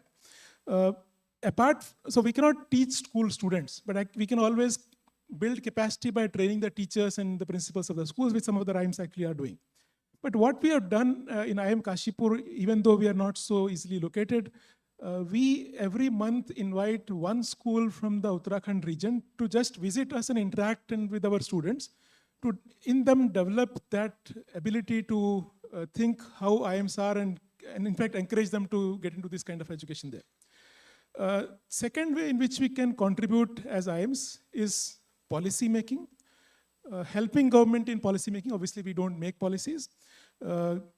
And specifically evidence-based policy making, where you use data to recommend policy level changes, helping government in implementing the policy, helping government in evaluating the policy initiatives which they have taken. For example, we have done a lot of work on evaluating the impact of government schemes. For example, midday meal scheme, education for all scheme kind of a thing, to understand that whether these policies are working in the right direction or not, and also some tweaking or some changes that actually are required from that. Lastly, coming to the specific question which Deepak ji has asked me about innovation and entrepreneurship. Obviously, we being located in a region which is highly industrialized, but not in terms of the industrialization which places like Bangalore and Hyderabad has happened. Our industrialization is purely into hard economy, small, medium and small scale enterprises which are into auto component manufacturing, into small engineering in goods manufacturing there. So here, obviously, we also have, Deepak ji already mentioned, an organization called FIED, Foundation for Innovation and Entrepreneurship Development. So what we do is, apart from being a small scale incubation center, where we fund newer startups there, a bigger chunk of that is training these MSMEs into new age technologies which are there, and also hand-holding them, helping them in market access, helping them in marketing. And also, apart from that, we work with a lot of self-help group in the state of Uttarakhand. We work with a lot of rural enterprises to make them popularize their product in platforms like Amazon, Flipkart, and other online marketplaces. And many of these are women marketplaces, women entrepreneurs. As Pawanji said, poor, uneducated women. So many of them are in that category. They have got ideas, they have got product, but do not know how to take it forward. So we are working on that. Lastly, when we said, I think all of us have talked about research. What we have insisted on our faculty to do research, which is more practically relevant.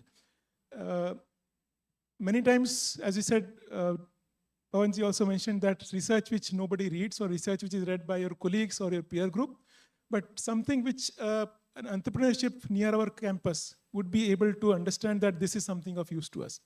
So what we do is we ask faculty members to identify problems and may do joint research with the members of these. Very few has fructified, but at least we have made some initiatives in that direction. There are at least 2 or 3 real life research pieces which have come out, which the entrepreneurs also mentioned that it is actually helping them do their business in a better way. The last thing which I like to highlight here is that we have been many times tagged as an elitist institution, that we train managers, we train students to become managers who will work in bigger corporations there.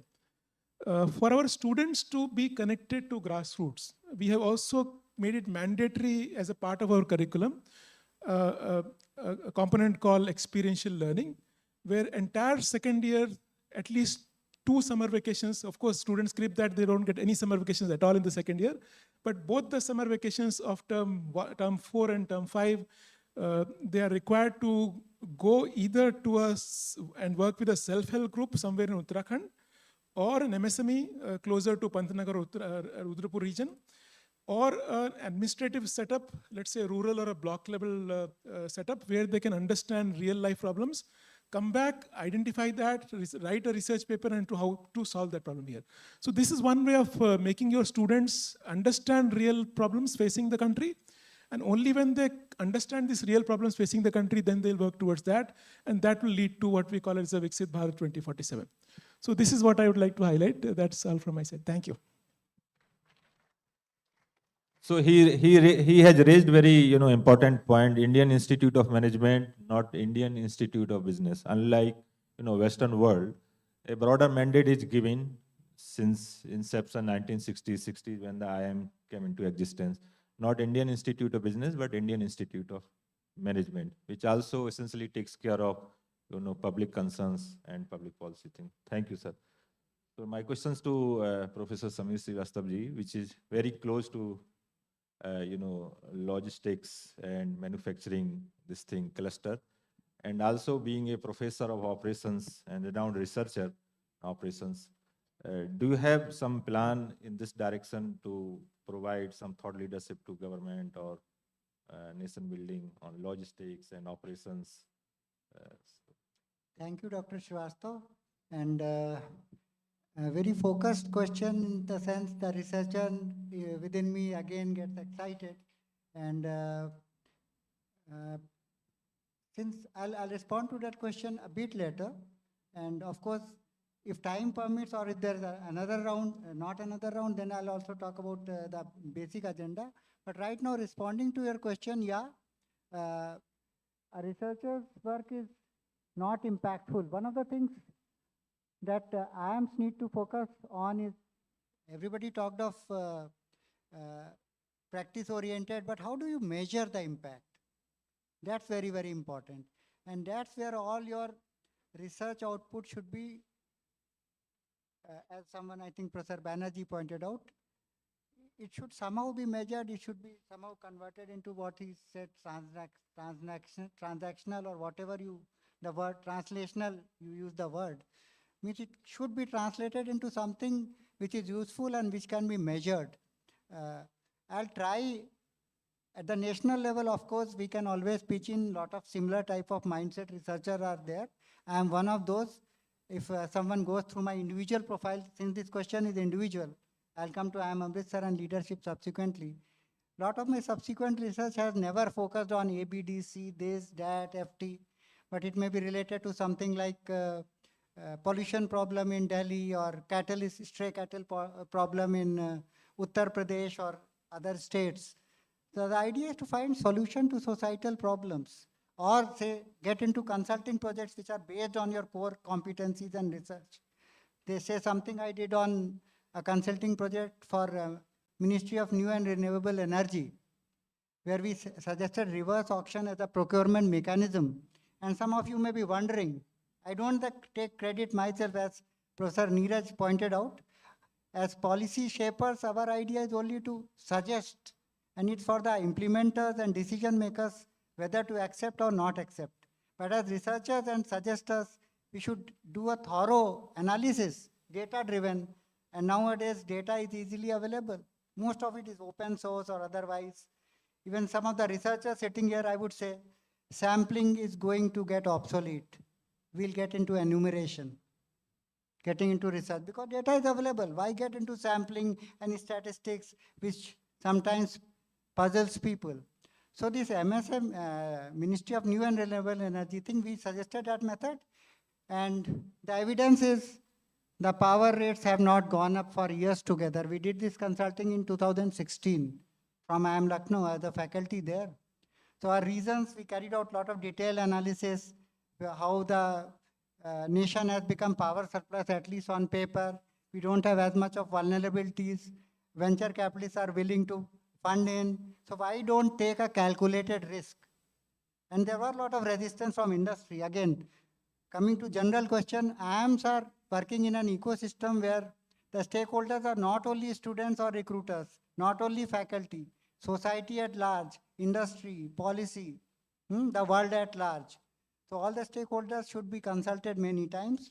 So during that consulting project, there was a lot of resistance, especially from solar and wind energy producers, that national capacity could be lost, jobs could be lost. But our argument was cheaper power will lead to a lot of generation of jobs in so many other sectors, even if that sector loses. So that type of trade-offs, as students, as researchers in management, all of us knew. And coming to Professor Neeraj, we have been batchmates, so discussing a lot of things, we would always wonder, why only corporate leaders, business management? We have to produce societal leaders who excel in everything. Be it policy shaping, be it entrepreneurship, be it something else, technical competencies. And we need to develop good human beings with characters along with these competencies. So that shaping up rounding is very, very necessary. At IIM Amritsar, we are a fledgling institute. A lot of infrastructure is still coming up. But we have very competent faculty. One of them is sitting here. Amritsar is relatively not so difficult to reach, very well connected. Incidentally, only one of them is here because we have only 27 of them as of now. So we are building our internal capacity first. Of course, the focus is on contributing to society and nation, but we are building our internal capacity. I am on a big recruitment drive, but quality compromise will not be there. Good faculty. We have got all the students on campus, a vibrant ecosystem we are trying to create. We are sensitizing them. It's a border state. You know, Operation Sindoor. Immediately we got the Lieutenant General for a session to sensitize the students and even the faculty holders and the staff. The importance and how we reacted and how agile we were and what are the technological challenges, how we were able to develop data. We are also trying to work with their system in Jalandhar for some data related exercise. Our faculty will be involved and maybe the students also sooner or later. Then Department of Resettlement also we are carrying out training program for capacity building. So that initiative we have taken. Again, as I shared, we are also in touch with a lot of BSF and others because that's peculiar, as some people pointed out, regional things. And coming from a supply chain perspective, again, I look at like distributed supply chain. IIMs are distributed centers of information capture, processing, then giving back to society and industry or other stakeholders in terms of value-added suggestions, and sometimes those type of decisions which could be implemented and lead to a lot of improvements. But then this distributed supply chain also needs to have information sharing and synergy. Otherwise, it doesn't work. So probably IIMs, given still, and some of us like Amritsar and Sirmaur, I'm not naming because that doesn't help, are much smaller in scale and scope as of now. So if we work together, some others have advantage, but still, even the biggest of IIM has around 100 faculty only. So if we work together on common areas of interest across IIMs, set up some centralized nodal agencies, maybe if time permits, we'll come back to it again, but that's the idea when you take the nation agenda forward, not in isolated islands of excellence or silos, but working together. leveraging specific competencies, using regional pilots wherever they can be scaled up to national level, specific regional problems, local problems, but the solution could be elsewhere, learning from each other, because we are basically an educational institute. So learning from each other, learning from all the stakeholders, discussions, working together, charting new ways to work on challenging problems. Most of these problems any developed nation faces are wicked problems. You solve one, from one angle, some other angle, something else will pop up. So we need to look into, from a systems thinking perspective. And then as a researcher now I'm answering some of the questions. So that systems thinking also helps a lot. UK, a lot of work has been done. MIT, it evolved in, the roots of system thinking are in MIT in 1950s. So those things probably need to be incorporated.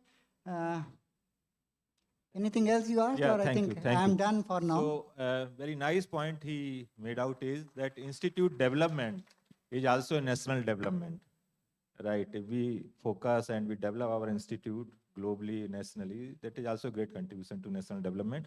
Just I would like to add 2 points as a being director of IIM Ranchi, how IIM Ranchi would like to contribute reasonably. There are 2 areas, one social impact.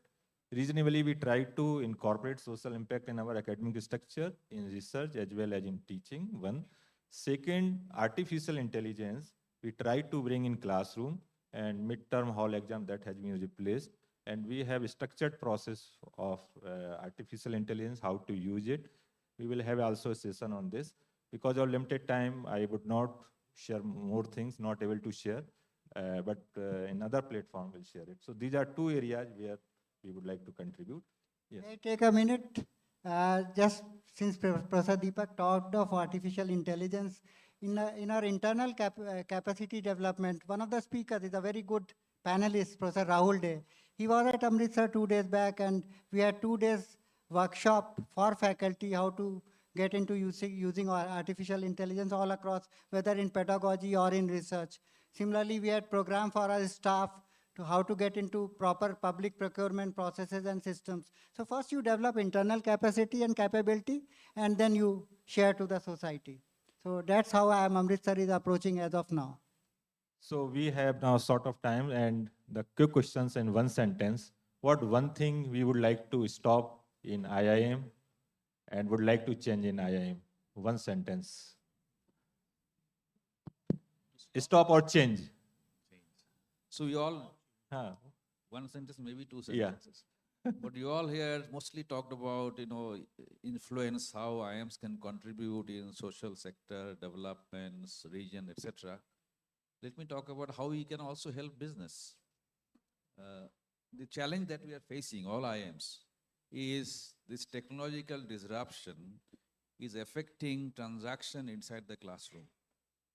So unless we build capability of our students, build capability of even industry people for future ready sector, 10 years down the line, teaching would be completely different and many of us would become obsolete. So it's a challenge not only for the industry and people losing job, it's a challenge for us as well, that how can we make emerging technology as a theme in any course that we teach, rather than as a vertical. So that's the challenge we face, we have to solve it. Sir, over to you.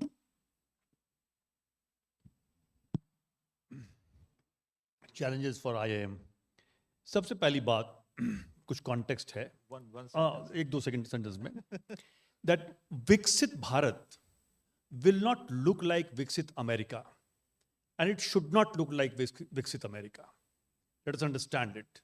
So the challenge for IIM is to help students or the next generation to have grand integration of variables and attributes, of quantitative and qualitative, of fact and growth and development.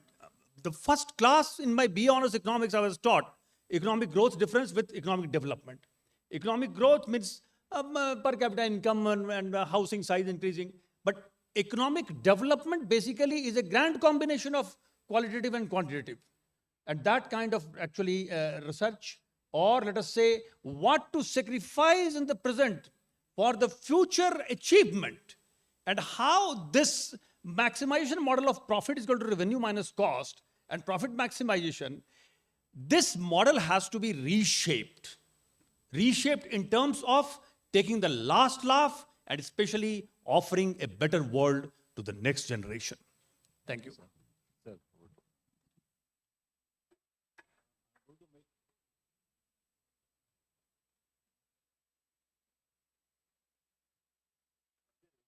In the audience? Raise your hands. Okay. I'm going to make a little controversial statement. Before that, let me tell you, I was a placement chair at IIM Calcutta, and Ashok also knows, handled the two most difficult years, 2009 and 2010, when the placements were far more difficult to come. And IIM Calcutta and IIM Ahmedabad were the only two institutes who have 100% placements during that year. Now, with this, I did say to everything about myself, this has something to say what I'm going to say about now. What I would like to change, if there's only one thing, I would like to change the students' orientation, their focus from far too much of placement orientation to learning orientation. The day they come, they want placement, but they forget that the placement is an outcome of your learning. And learning in IIMs is not just rote learning or taking a degree. The piece of paper that we give at during the convocation is nothing more than a toilet paper. If you have not learned, and learning in IIM means how much you have added to your personality, how much personality development you have made in those 2 years. That's why the campuses are fully residential. If you have done that, yes, you'll end up with the best of the jobs. But if you have not done that, I'm going to tell the students from next year that I'm not responsible for your jobs. Find your own. Number two, I would like to make them more job creators and then job seekers. Thank you. One sentence. One thing you want to change or stop. One sentence only. So, yeah. So we must now focus to agility and adaptability ecosystem. That means I'm talking about we must be responsive to change. Today is AI. After 5 years, some new innovation will come up. So we have to nurture ourselves and also to our future leaders, and how we have to compete with this responsive to change leadership. Thank you. Sir. Yeah, in a very short way, one thing which I'd like to change is a curriculum which is more flexible and which can be customized as per requirements of the students, rather than pushing out a very generic standardized curriculum, because every individual is a different one. And if you permit one more thing, I would like the faculty to be more industry connected. I really like the idea which Professor Banerjee said, that faculty spend some 15 days in industry. I think that's what I'm taking it from here. Thank you. Sir.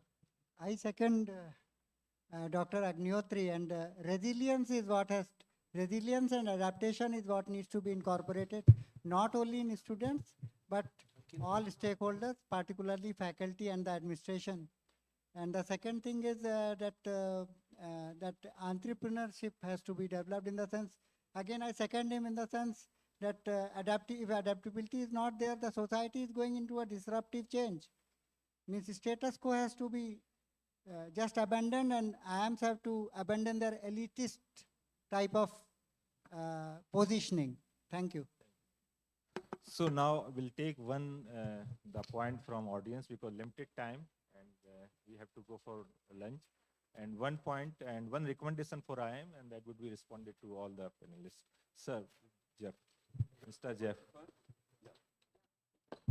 Okay, I want to pick up on some points that have been made. One that you made in the introduction about India, IIMs. The point you made about it not being a US fix-it, it's an India fix-it.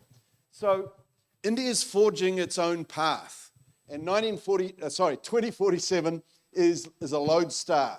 Now, IIMs are embedded in the Indian ecosystem. So this is my big question. What is the unique contribution that IIMs can make that B schools or management schools elsewhere cannot. Yeah, All that. collectively. Any collective initiative which you want, sir? What collectively IIM can do to respond to So see, India has a population of 1.4 billion plus. So any solution we bring has to be scale and frugal. So what we are bringing to the world, the unique way of managing business in India is the frugality. How can we reach scale with frugality? And one evidence of that is, which we have already shown in India, is the UPI system. You know, it is massive in scale and very cheap. So that's what you are doing. All research we do, the amount of investments we make, and the outcome we get is hugely disproportional. So frugality and scale.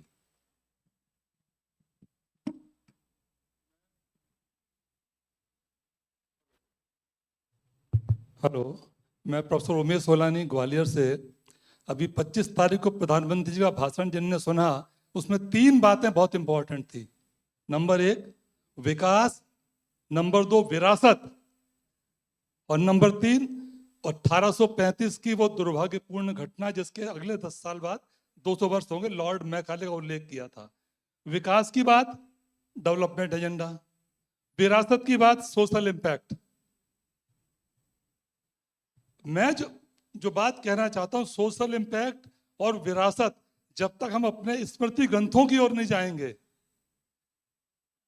कोई भी स्मृति ग्रंथ, वेद, पुराण, ये भक्ति की बात नहीं करते, धर्म की बात नहीं करते, ये पूरा कोड ऑफ एथिक्स है। 18 स्मृति ग्रंथ हैं, सारे IIM एक एक स्मृति ग्रंथ ले सकते हैं। जीवन का कोई ऐसा पहलू नहीं है जिसका आंसर हमको स्मृति ग्रंथ में नहीं मिलता। जो लोग ह्यूमन रिसोर्स में काम करते हैं, मैं उनसे निवेदन करूंगा, एक बार शुक्र नीति को पढ़ लें, एक PhD वर्क चल रहा है। जो लोग सोशल स्टडीज में काम करना चाहते हैं, एक बार मनुस्मृति पढ़ लें। वो बिल्कुल भी विवादास्पद नहीं है, लेकिन जो विवाद करते हैं वो पढ़ते ही नहीं है। तो जब तक हम विरासत से अपनी एजुकेशन को नहीं जोड़ेंगे, और वो छात्र जब तक अगले 20 साल में आप लोग वेल्थ क्रिएटर बनेंगे, लेकिन अगर वेल्थ होगी और सोशल वेल्थ आपके पास नहीं होगी, तो मनी वेल्थ बिल्कुल बेकार है। और आज सबसे बड़ी प्रॉब्लम यह है कि हमारी सोशल वेल्थ जीरो हो रही है, परिवार टूट रहे हैं, परिवार नष्ट हो रहे हैं, हमारा जीवन का सेटिस्फेक्शन खत्म हो रहा है। इसको हम कैसे अपने प्राचीन ग्रंथों से निकाल सकते हैं, और तभी सस्टेनेबल पॉलिसी बनेगी। और सस्टेनेबल पॉलिसी का एग्जाम्पल केवल श्रीमद् भागवत गीता से मिलता है। पृथ्वी 5 तत्वों से बनी है, भूमि, जल, वायु, अग्नि, पवन। हमारा शरीर भी 5 तत्वों से बना है। ऐसी कोई भी पॉलिसी जो इन 5 तत्वों को इम्बैलेंस करती है, वो सस्टेनेबल नहीं हो सकती। इस पर हमको ध्यान देने की आवश्यकता है।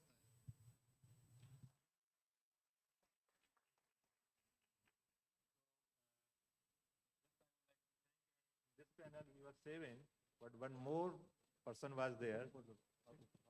And this person is artificial intelligence. This is the partner, and this summary is here. So sorry, would not be able to take more these questions, and would have informal discussion during the lunch, because time is limited. Thank you so much, and I would like to thank again on behalf of Institute and personally to all my fellow directors and all the audience. Thank you for joining. Thank you.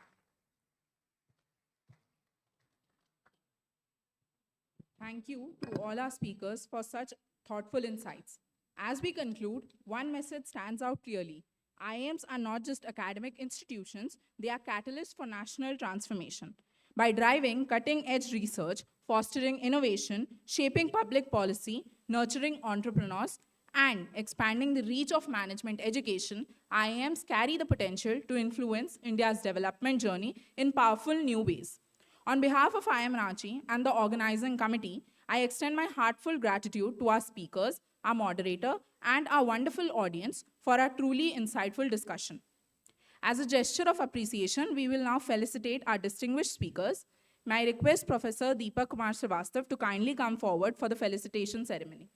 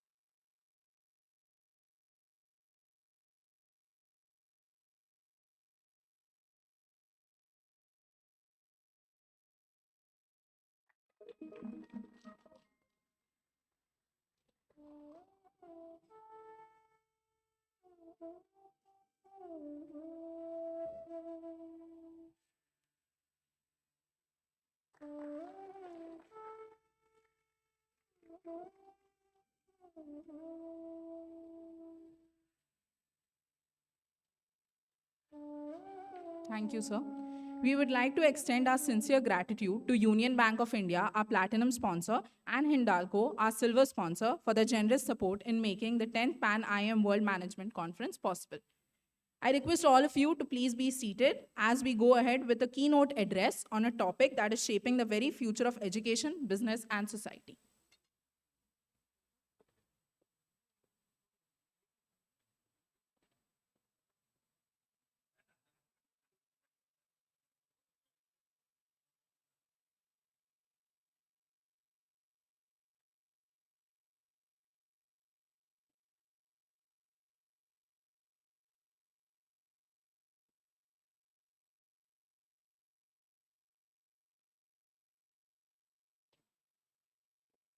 That's fine.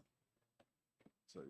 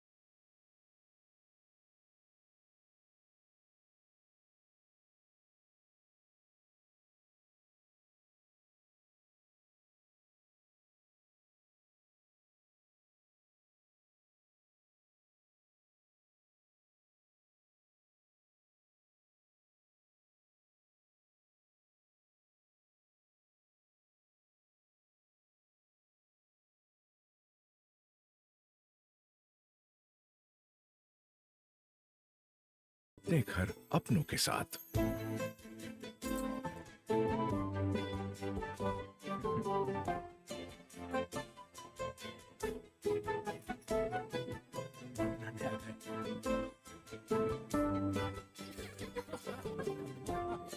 दादू और दादी अपने घर है तो हर दिन त्योहार। Union home loan, अब खुशियां अपने घर अपनों के साथ।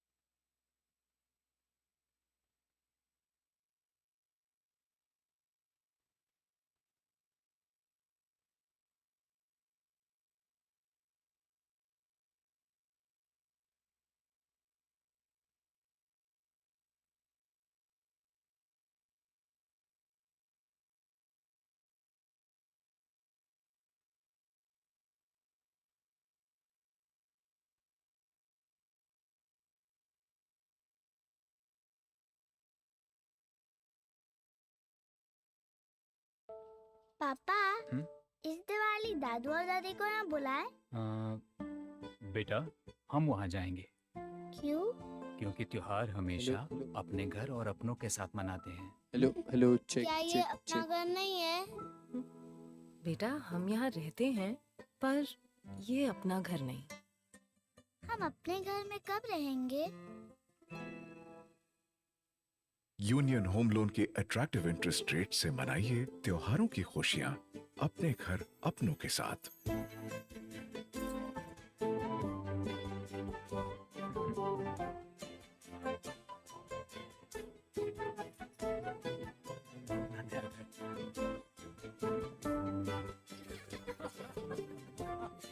दादू और दादी अपने घर है तो हर दिन त्योहार। यूनियन होम लोन, अब खुशियां अपने घर अपनों के साथ।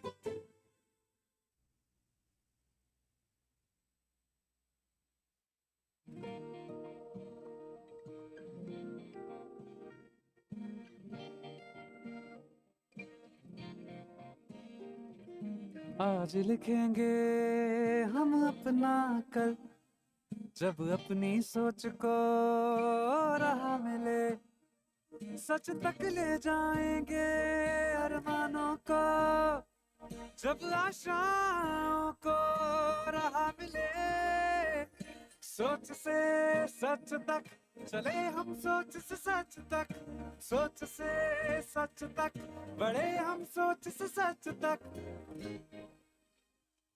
हर नारी का सपना, हर नारी की शक्ति, ऊर्जा से उन्नति का सफर, हौसला हो अपने दम पर, सोच से सच तक चले हम, सोच से सच तक, सोच से सच तक बढ़े हम, सोच से सच तक। देश विदेश से जुड़ते रहे, हर मंजिल पाते रहे, मान सम्मान और आयुष्मान, आगे बढ़े बढ़ते रहे, रोशन होंगे उम्मीदों के दीपक। यूनियन बैंक ऑफ इंडिया, सोच से सच तक। यूनियन बैंक ऑफ इंडिया के आसान एमएसएमई लोन्स के साथ हर ख्वाहिश सोच से सच तक।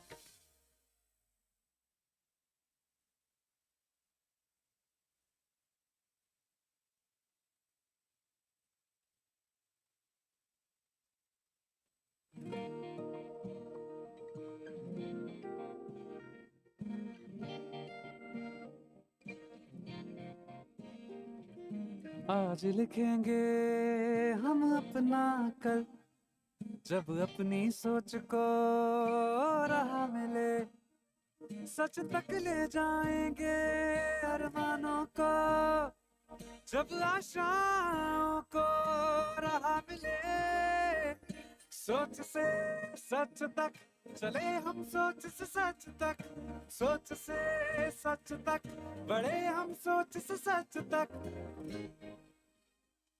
हर नारी का सपना, हर नारी की शक्ति, ऊर्जा से उन्नति का सफर, हौसला हो अपने दम पर, सोच से सच तक, चले हम सोच से सच तक, सोच से सच तक, बढ़े हम सोच से सच तक।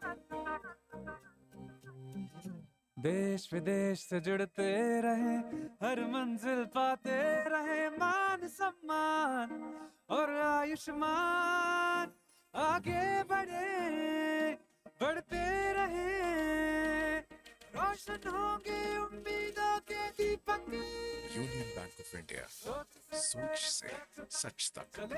यूनियन बैंक ऑफ इंडिया के आसान एमएसएमई लोन्स के साथ हर ख्वाहिश सोच से सच तक।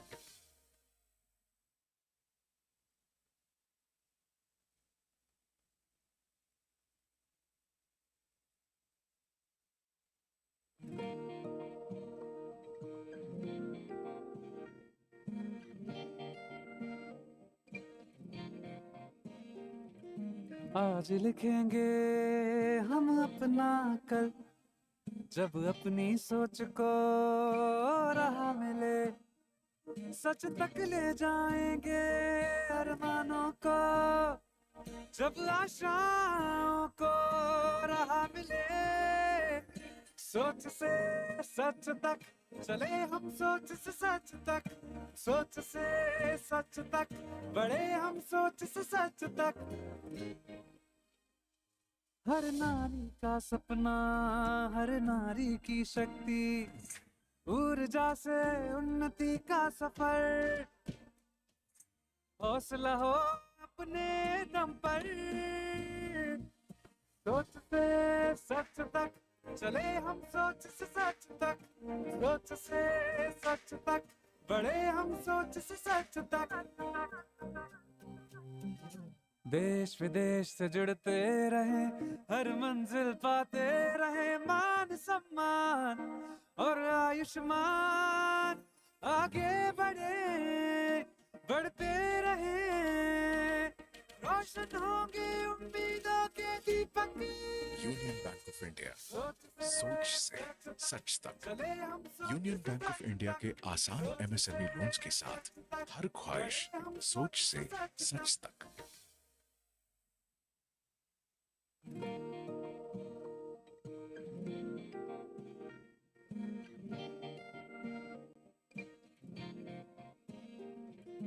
आज लिखेंगे हम अपना कल, जब अपनी सोच को राह मिले, सच तक ले जाएंगे अरमानों को, जब आशाओं को राह मिले, सोच से सच तक, चले हम सोच से सच तक, सोच से सच तक, बढ़े हम सोच से सच तक।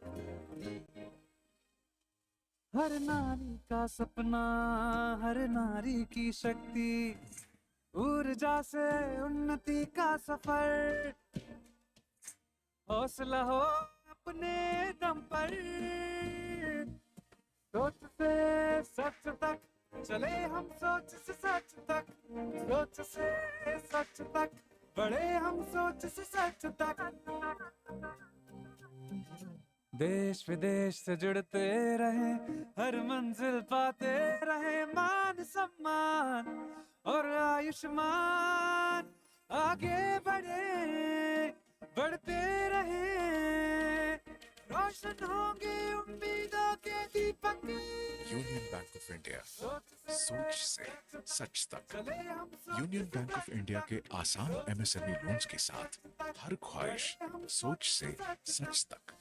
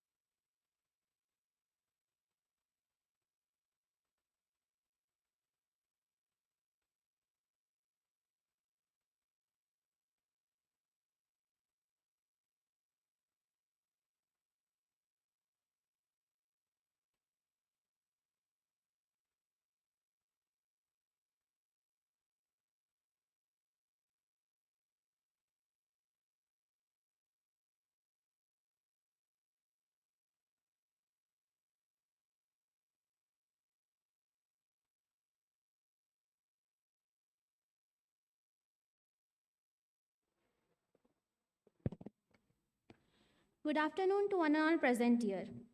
Now, we have a keynote address on the topic Leveraging AI for Social Impact. This address brings an eminent leader from AACSB International, an organization at the forefront of global business education, quality, and innovation. It is my privilege to introduce our keynote speaker, Shri Jeff Perry, a globally respected leader in business education and accreditation. Shri Jeff Perry serves as Executive Vice President, Chief Membership Officer, Managing Director, Asia Pacific at AACSB International. He is an economist by training with rich experience in both industry and higher education.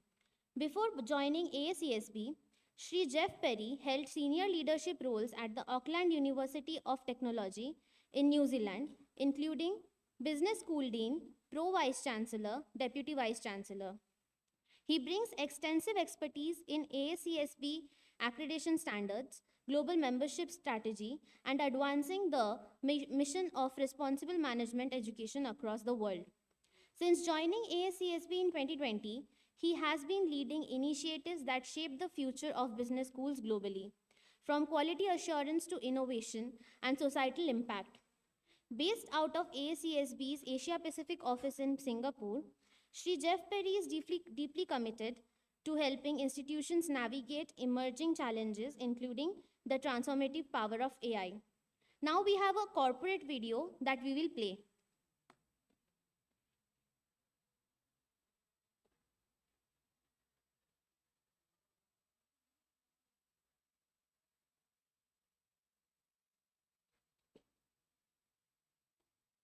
More than a century ago, 17 business school leaders imagined an education that could change careers and the world. That idea became AACSB. More than a century ago, 17 business school leaders imagined an education that could change careers and the world. That idea became AACSB. Today, their vision lives on in a global community of more than 1,800 institutions that shape leaders and spark innovation. As business keeps moving, so do we. From the start, AACSB has evolved to meet tomorrow's challenges, strengthening the pipeline from learner to leader and preparing people at every stage for impact. It begins with students who are ready to find their place in the world. Business education opens doors to opportunity. As students grow, they cross borders and share knowledge, culture, and ideas. Student mobility connects classrooms around the globe and helps the next generation learn with and from one another. That spirit of connection comes to life in our global summit. For the first time, global advisors, our board, and business influencers will unite to share insights from every region. The summit amplifies our members' voice, addresses shared challenges, and prepares business schools to lead through emerging trends. Our compass is excellence. What began as the first set of standards has become global standards, refreshed for a new era. These living, forward-thinking frameworks reflect today's business environment. They push innovation in teaching, stronger ties with industry, and consistent quality business education worldwide. Because ideas are the currency of progress, we look to lift up research that matters. Our Global Research Impact Task Force is redefining how scholarship is valued and measured. Business research shapes policy, improves practice, and addresses society's toughest challenges. Its impact is seen and felt in businesses, communities, and economies everywhere. This is our shared story, from 17 founders to a global movement. From ideas to impact, our members power this community. Together, we raise standards, widen access, and deliver lasting value for learners, business, and society.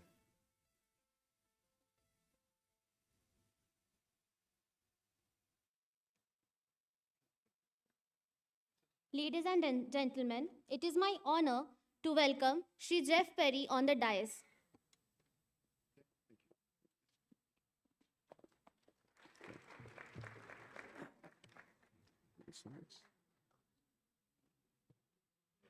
Tēnā koutou katoa, namaste, and welcome to this session.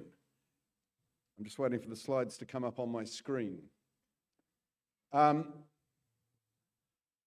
Firstly, it's wonderful to be here at the Pan-IIM World Management Conference and to see the number of people who have come, not only from IIMs, but from other schools around the country to attend the conference. I'd like to thank Director Deepak Kumar Srivastava for the invitation to be here. Just one thing, can we get the slides up on my screen? They were working before, thank you. Yep. I am a former business school dean, as was introduced. I'm from New Zealand, I'm not from America. AACSB is a global organisation. I'm based out of Singapore. I took my school to AACSB accreditation back in 2011, and I joined AACSB in 2020. When we think about societal impact or social impact, as is the theme of the conference, it actually aligns extremely well with AACSB. Okay, my slides have arrived, that's good. In a number of ways. Firstly, it's in our vision. Our vision is about making a positive societal impact. Secondly, it's in our standards. We have an explicit standard around engagement and societal impact. And thirdly, we have Global Impact Awards, where at our meeting in Seattle, which is in April next year, where we will be celebrating 110 years as an organisation, we will be announcing winners of our Global Impact Awards, and we're judging them at the moment, and a number of Indian schools have entered those awards. So what I'm going to cover today is this. I'm going to give you an overview of AACSB. I'm then going to put AI in the context of the broader disruptions that higher education is facing.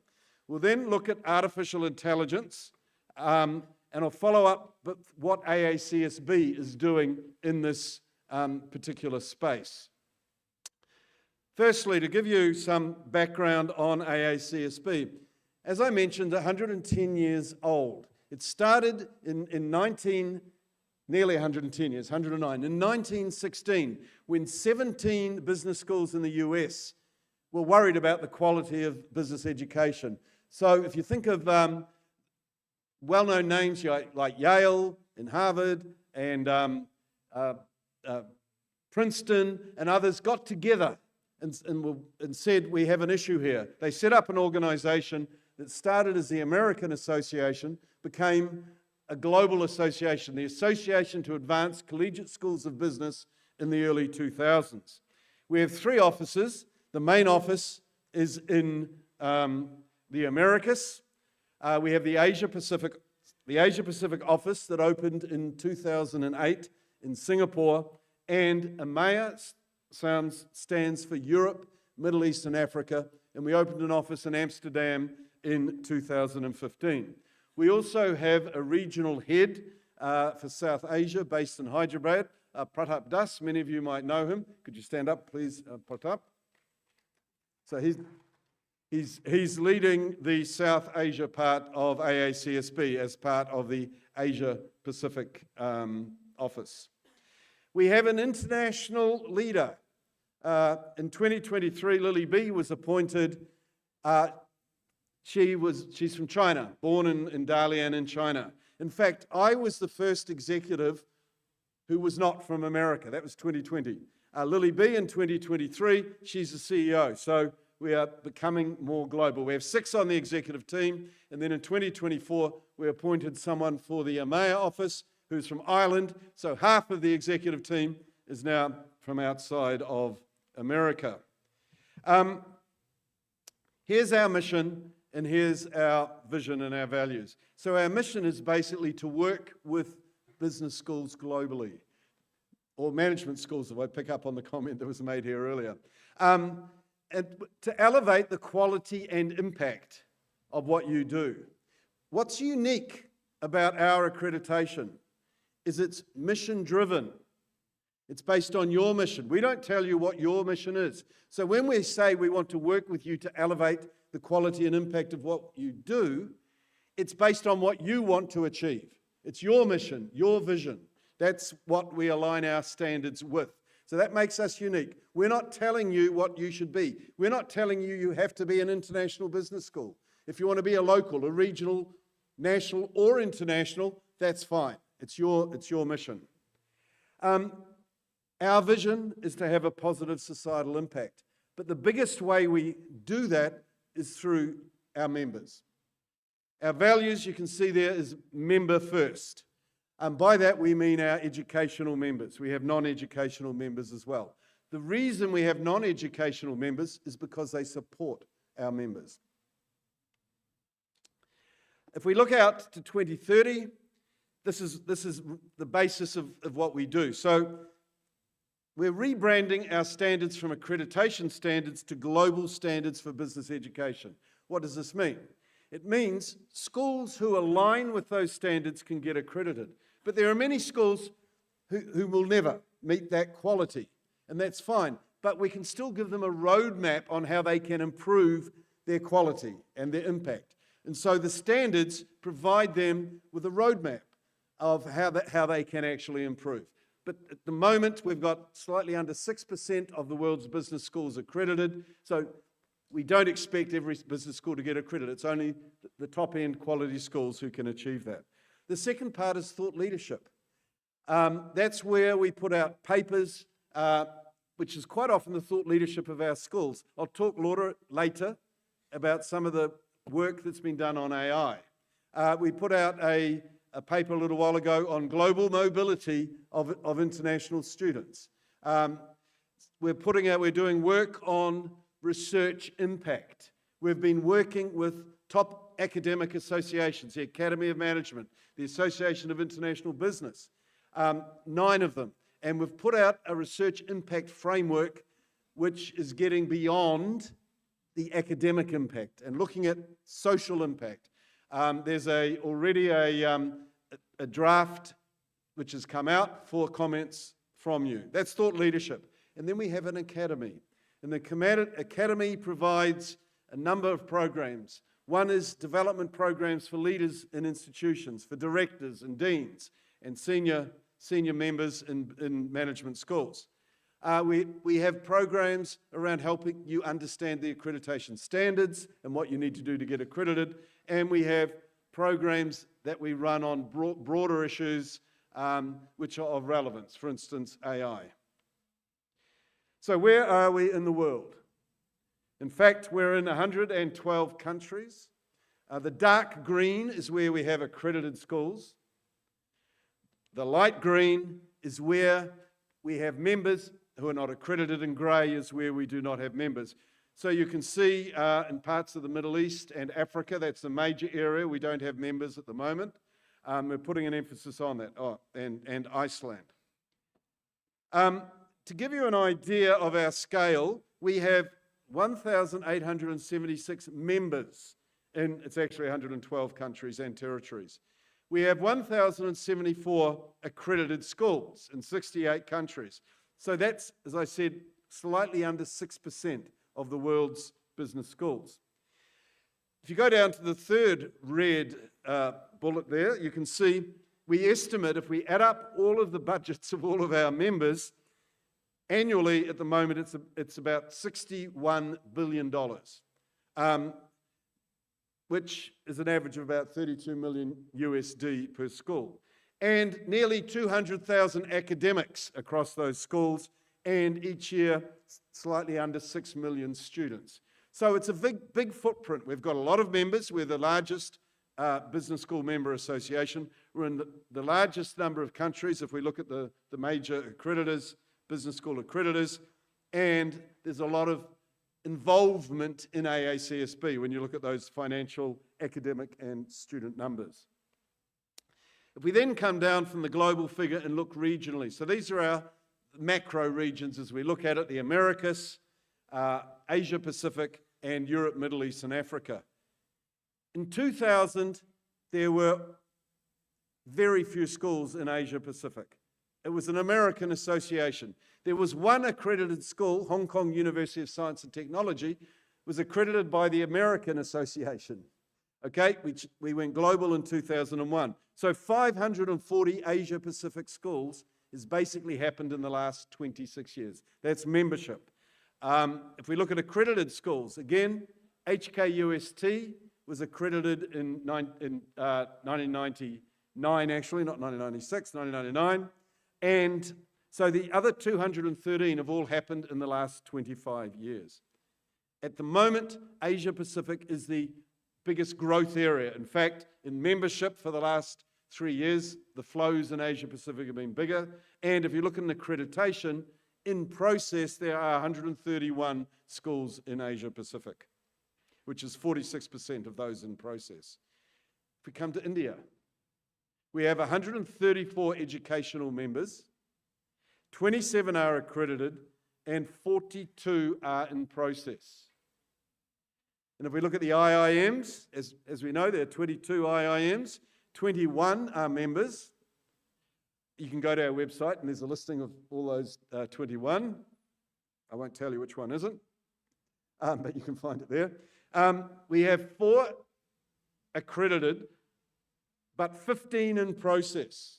That means 19 out of the 21 are either accredited or in process. So that's a major footprint. And I think for us, our community is strengthened by its members. And so having the IIMs and other Indian schools become members and move to accreditation strengthens AACSB, because AACSB is not Pratap and myself, it's actually the community of members.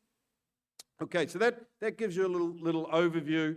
And India, I keep talking with Pratap, we've got this competition between India and China, because China's got 130 educational members, India has 134. The growth's a little bit faster. China's got more accredited schools. They got involved a bit earlier. They've got 51. India's got 27. Both of you have 40 odd in process. So we've got this competition between two of the world's largest countries. Well, by population, the two largest. All right, so that's AACSB. What I want to look at now to background AI is disruption in higher education. And if we think about this, business schools sit between our learners or students and the employers, or our graduates starting their own business. The idea that I used to push when I was dean, that we want to create job makers, not just job takers. I think the word used on the previous session was creators. So that's sort of our role.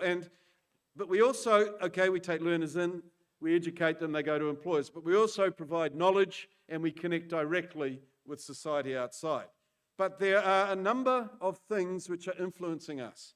Technology and transformation is a major one, the speed of technology. Generative AI, when you look at how fast it's gone in the last couple of years. Government and regulators. You know, I understand that next month there's going to be an act going to the Parliament in India. It's been promised for a couple of years, which is going to rationalise the system of accreditation and quality control. You know, where you've got AICTE and UGC, etc. I understand that's going to happen. So those regulations affect us. The NEP in India affects institutions and what they do. And then there's geopolitics going on all around us. The issues that we've got globally, the conflagrations, the tariff issue coming out of North America, the H-1B visas, where you now have to pay $100,000 if you want to get to work in the US. So those things influence us as well. We're influenced by our alumni and our donors. Our graduates make a difference. They have expectations of us. They want, as business school, us to keep our quality and keep up to date, because that also helps their brand as graduates from your institution. And then you've got the ranking organisations and the accrediting bodies as you go through those. There are their expectations. And then the ongoing collaboration between schools and the competition. So these are what we see as the major disruptions that are facing business schools at the moment. And I want to drill down particularly on the learners and the employers before I move into the AI part of the conversation. So if we look at learners first of all, and there's several things that I want to talk about related to learners. Firstly, a challenge in many countries, and now in India, because your birth rate is below the replacement rate, is as you get down the system, enrollments. In some countries, if we take Taiwan and Korea, they're forced mergers because there's a huge decline in the school leaver market. Now, in India, the business schools who are members of AACSB are at the upper end, so you're not facing challenges on your intakes. But if you go into the US, some of those top MBA programs are facing fewer applications and the quality's gone off a little bit. So, and part of it is the demographics. The second bit that is interesting, there's a question by some of, is are students ready for study? That are they ready to read longer pieces of work to prepare? But what they do bring is they bring other expertise, right? They're ready in a different way. So one of the challenges, they might not be ready for the way that we traditionally teach, may or may not, but if our students are coming to us differently, we need to see, okay, how can we help them do that? But we also need to be thinking, how can we engage with them in the ways that they learn? International mobility is an issue, and as I said, we have a report that's come out. But what's an issue in one place of the world is an opportunity in another. So when it's getting harder to go to certain countries, you know, the US, which was sort of the #1 destination for international students, it's getting harder and harder to be there. And the same in the UK, they've put in requirements that make it harder. That creates opportunities for other countries to attract international students. There's a stronger focus by ROI. We had a discussion up here about placements. You know, one of the, I've forgotten who it was, but one of the IIM directors said, wants students to think about learning, not about placements. And placements is about ROI. You know, am I going to get a good job and good income? Now, clearly, that's important, but it's a bit of both. We want them learning, but we want from what they learn to help them do well. But this is we need to be thinking, are we actually preparing our students for two things? One, for their future career, but two, for life. Are we making them lifelong learners? Are we giving them the skills that help them in life? Affordability is also an issue, and shifts from traditional degrees. We had on the stage one in the opening session, Upgrade, I think it's called, yeah? And so it offers a lot of short courses.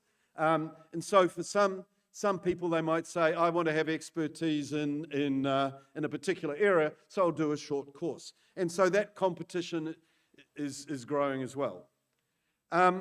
Just on the fertility, it's interesting if you look at the rates. You need to have a birth rate of 2.1 per female. It's assuming there's no migration. 2.1 to replace your population. If we actually have a look at this, India is now at 1.98, so you've dropped below the replacement rate of 2.1. China, unsurprisingly, with its one-child policy, is at 1, and that's a cultural norm, even though they can have more. That's a cultural norm. In the United States, 1.62. If you go into Korea, it's somewhere between 0.5 and 0.7. Okay. What's interesting, if you look where in the world are there high fertility rates, it's basically in Africa. So that's a challenge for us. And so what we're tending to find is in markets like India, in China, where the replacement rate's gone down, not only do the local schools want those students, but global schools want those students. When I was a dean, 30% in New Zealand, 30% of my students were international. Out of that 30%, 80% came from China, 20% came from India, right? So with these birth rates, that pressure is going to remain.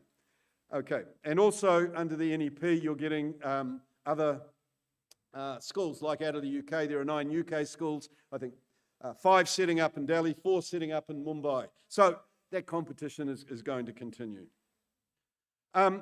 We did a survey with Beta Gamma Sigma. If you're accredited by AACSB, there's an organization called Beta Gamma Sigma. It's not ours, but it's a business school organization that recognizes the top graduates from AACSB accredited business schools. So we do work with them. It's not an AACSB organization, but it's like an honor society. So all PhD graduates or fellow graduates can become a member, and the top 10% of your graduating cohort can. So schools have an opportunity to join that association. I used to use it. I joined my school as a way, because you can give some honorary ones, to recognize industry people who were doing stuff for me. We gave them an honor in Beta Gamma Sigma, and to recognize our top graduates. But we did a survey with them of students and sort of what are the key things, and this was a global survey, what are the key things students are looking for? They're wanting quality in the teaching of their faculty. They're wanting curriculum that's relevant to what's going on, and they're wanting experiential learning. So these were the top three things I identified. That's learners. If we look at employers, what's happening there?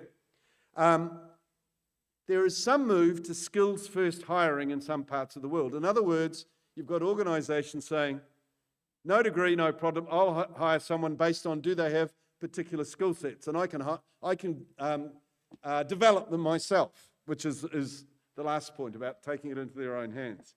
Secondly, the development of work without jobs. You know, people who can sit in Bali and work online anywhere in the world, right? And have sequential small contracts. And then AI is reshaping what skills are needed, accelerating the demand for new skill sets. Here was a survey, it was in the US, of professionals saying, how important is a higher education degree? 40% said yes. When we get to higher levels of management, it was 47%. However, the interesting question is, if you ask these people, are they encouraging their children to get a degree, you get a slightly different answer. But skills-first hiring, where we have organizations saying, you know, I want someone with certain skills, whether they have a degree or not, it's not the query. It's increased by 25% since 2022. Again, that's US data. I think what's important when we look at what is it that industry is looking for at a higher level, they're wanting people who can navigate ambiguity, because that's what the world of work, the world of business is like. They need high communication skills, and they can respond to and apply feedback. So the question for us, are we developing that expertise in our students? Okay, that's important. Are we providing our students with ambiguous problems that don't have solutions? And so they may be doing scenario analysis, etc. Are we developing their ability to work in teams, to talk with each other, to present, to listen, and their ability to seek feedback, to take that on board, and to communicate?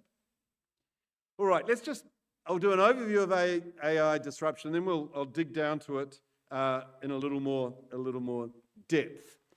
So we can see in a number of areas it's having an impact upon us. It's affecting our teaching, our pedagogy, how we assess, and what roles faculty have. I'll talk more about this. It has an impact in research. Some of you might be old like me, and you can remember when you used to go to the library and you'd pull out a drawer and you'd search through cards to see if a book was in the library, or a journal, and you'd go to the journal and you'd find either you didn't have it or they didn't have a deep enough connection, so they didn't have the one you want. So you would interloan it from somewhere else. Okay, firstly, clearly that's all gone. Now you can do literature reviews with AI, the movement. In fact, those of you who are a little bit older, you remember in the early 1990s when it was online, it was journals online, and you could get all the journals online instead of hard copy. That was amazing. You look at where we are today. So huge shifts affect how we do research and how effective and how timely it can be. School management, how can we use AI to manage our intakes, to manage our students, to have information on how they're doing, how we can use that in how we manage the school. AI is actually a tool to help us answer business problems or management problems. But we need frameworks to wrap around it. All right, it's here, Peter Drucker, who's a former scholar, and there's the Drucker School of Management, says the greatest danger in times of turbulence is not the turbulence, but it's to act with yesterday's logic. So that's the challenge that's facing business school leadership, faculty, and students, is that these are new issues, new situations. We need to make sure we're using the right paradigms, the right approaches to these. And for us, all of us, that takes some learning as things are moving very, very fast. So what I want to look at now is to dig down a little bit into artificial intelligence as an economic, educational, and social imperative. So here's just a few quotes from some organizations.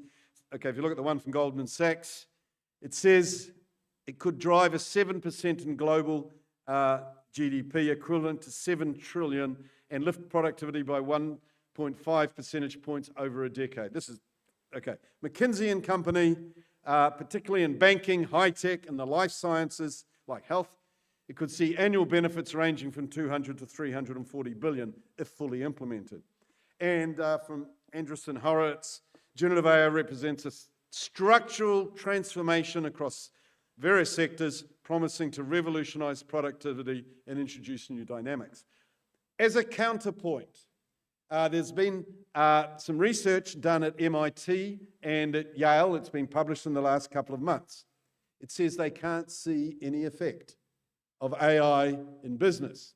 Now, there's two ways.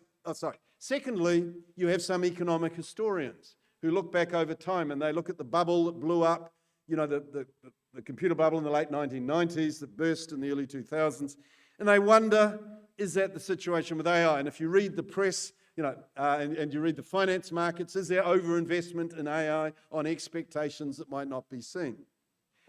However, it could also be that it's just too early and business doesn't know how to use it yet.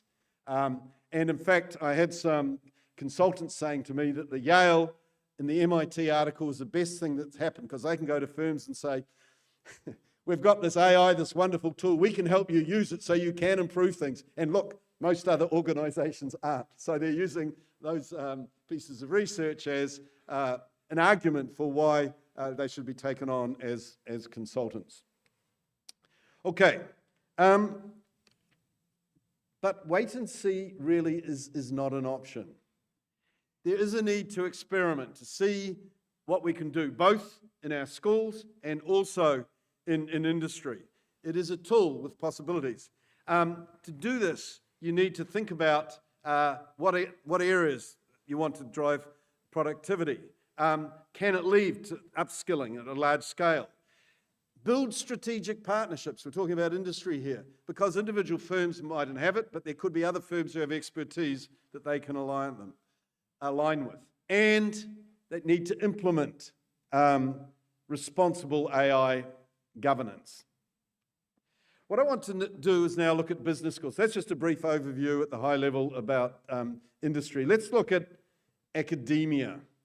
The real question is, what credibility do business schools and management schools have in AI? Industry leads. Industry is going much faster than us. And so part of our challenge is we're playing catch up. And so that can create a bit of a credibility gap if we're talking about helping industry with AI, because we are behind. So if we look at the points here, business prioritize rapid gains in efficiency, while academia moves at a slower pace. Businesses are more often willing to take risks, whereas academia is more measured and methodical. And businesses are focused on short-term results, whereas in academia, we're bringing students into programs who won't graduate, say, for 2 years, or if it's undergrad, 4 years, or if it's an IPM, 5 years. And so it takes a longer period of time. But I actually think one of the positive outcomes from COVID is business schools and higher education globally had to move quickly to respond to COVID. And in some ways, that's changed a culture to some extent across higher education to see that we can move faster than we used to. And so we're actually seeing some real momentum in business schools in relation to COVID. So if we look at this, what must academia do? Well, we must be agile. We don't have a unique value add in the development of AI. That's not our strength. So we must see how can we take what's coming along and use that to help business create competitive advantage, to help society deal with issues. As I said, we haven't developed it. We're not the knowledge creators. We're the users, so we're behind. So that's our challenge. In other areas, we're the knowledge creators. In this area, we're not. We're trying to keep up and then utilize what is there. Let's look at some student perspectives on this. This comes from the Digital Education Council Global AI Student Survey. They haven't done the one yet this year, so it's in 24. And what's interesting, if you look at this first one, what it's basically saying is students expect business schools and universities to be dealing with AI, okay? And they expect to see it. You can see here in their learning and teaching. They expect the university to provide training for students, although quite often students are ahead in some of these areas. They should provide they should provide training for faculty. So there's an expectation, if you look through these, from students that management schools and universities are engaging with this. Secondly, 59% of students, again this was in 24, expect the universities to increase the use in teaching and learning. So that's an expectation from our student cohort. And secondly, 73% think training should be provided to faculty to make sure that they are up to date. I want to talk a little bit about the overall impact, summarising some of these things on schools. It challenges our processes, our policies, and it has financial implications. Maybe we need to have some investment. On the policy side, it's interesting to see how schools and universities are responding. Some are going top-down, some are going bottom-up. So some are saying, let's try stuff and see what happens. Some are saying, well, we need to put some parameters in place around behaviours and around requirements. For instance, Melbourne University, it's being followed by the University of Auckland, have what they call a two-lane approach. So they have one area where AI will not be included. And then they have an area where there are some ethical requirements, but AI will be included. And they're looking at making in programs and in courses a requirement to have both components. So that's a sort of a compulsion bit that comes from top down. But it hasn't, we can't ignore it, we need to think about it, and there are different models, it's so early. One of the advantages of meetings of AACSB, we've just had our Asia Pacific conference in Hong Kong, and we had a number of sessions where schools were sharing what they were doing and what they were finding. So it's a way to keep up to date with best practice. So I think because it's so new, we're all working things out, sharing together in various forums or online in various ways is really, really important. And two, as we know, it's a steep and rapidly learning curve for everyone, not just for B schools. So if we think about our learners with AI, what becomes important is, can they frame the right questions? Critical thinking, which we've always said is important in education, is pushed back to the top, because you need to know, if I get some information, is it accurate, is it credible, and does it answer my question? They need to evaluate the validity, relevance, and accuracy of information. These are tools that our students need to have in an AI world. They need to be innovative, and they need to have an inquiring mindset. I mean, what's interesting, to use AI, you're putting in prompts, you're asking questions. So you need to have an inquiring mindset. So we need to be developing that. And students need a diverse paradigm of thought. So for example, one of the things I know that's been pushed in the NEP is that management schools should have some interdisciplinary components, right? Beyond business subjects. So it could be into the liberal arts, could be into philosophy, could be into engineering. And the value of that, it gives you different paradigms. One of what I thought was a mistake, but ended up as a positive. At one point, I wanted to be a professional cricketer, but I wasn't good enough. So I basically did a degree in geography, social geography, and I did Marxist geography, okay? This was way back. Then I realized I wasn't going to be a professional cricketer, so I went into economics, and I did neoclassical economics. So you see, I'm completely confused. I've got a Marxist paradigm way of thinking on the one hand, and I've got a neoclassical one on the other. But that's a strength. I also did history before I went into economics, because it developed different ways of thinking about problems. And so I think that's one of the things in a world where there's a whole, knowledge is ubiquitous, it's all around us, students can access it, they need to think of different ways of analysing it. So being exposed to different paradigms is really important. So that's what our learners need to change. What about professors? What does it mean for professors? Well, it's interesting because you get your PhD because you've gone narrower and narrower and you become an expert in a narrow area. And you're the sage on the stage because you know that stuff. Now knowledge is ubiquitous. It's all around us. So we are less the expert in content areas. What we need to be, or what it means is what we value needs to change. Because if our teaching, yes, there's got to be content, but students can get that from a number of places. If it's about being able to teach people to ask the right questions, to be critical thinkers, to be able to facilitate learning, rather than being an expert in a narrow field, and being a skill creator. It's interesting. My associate dean research when I was a dean was a critical management scholar. And I had dinner with him in New Zealand about 4 months ago, I think it was, middle of the year. And he said to me, do you know what AI is going to do to him? One of his skills, he could really write. Okay, he was a superb writer. He could write for the academic audience, and we had him doing some of this translation stuff for the research for the general. He could write. He said, now you can put in AI a whole lot of his work and tell AI to write like him, right? So he said, I'm losing that advantage. But what he doesn't use is those critical thinking skills.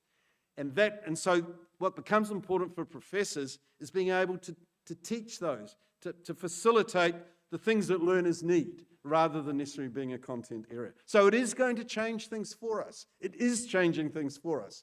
And it means what we value as academics gets changed. So what's the advantage of a PhD? Okay, the knowledge is interesting, but you learn to think critically, right? You learn how to research. That's becoming the advantage now, so that's how you can deliver that to students. Or if you've got a PhD and you go to work, you've got those critical thinking, research skills. So you can ask the right questions when you use AI. And I think what's critical when we talk about AI, it's augmented AI. It's to help the academic or the student, because you have to ask the questions and you have to check, validate what comes out as well. Okay, so just a couple of things on societal impact where it's being used. And what's interesting here is healthcare is where algorithms can improve the judgment of the doctor.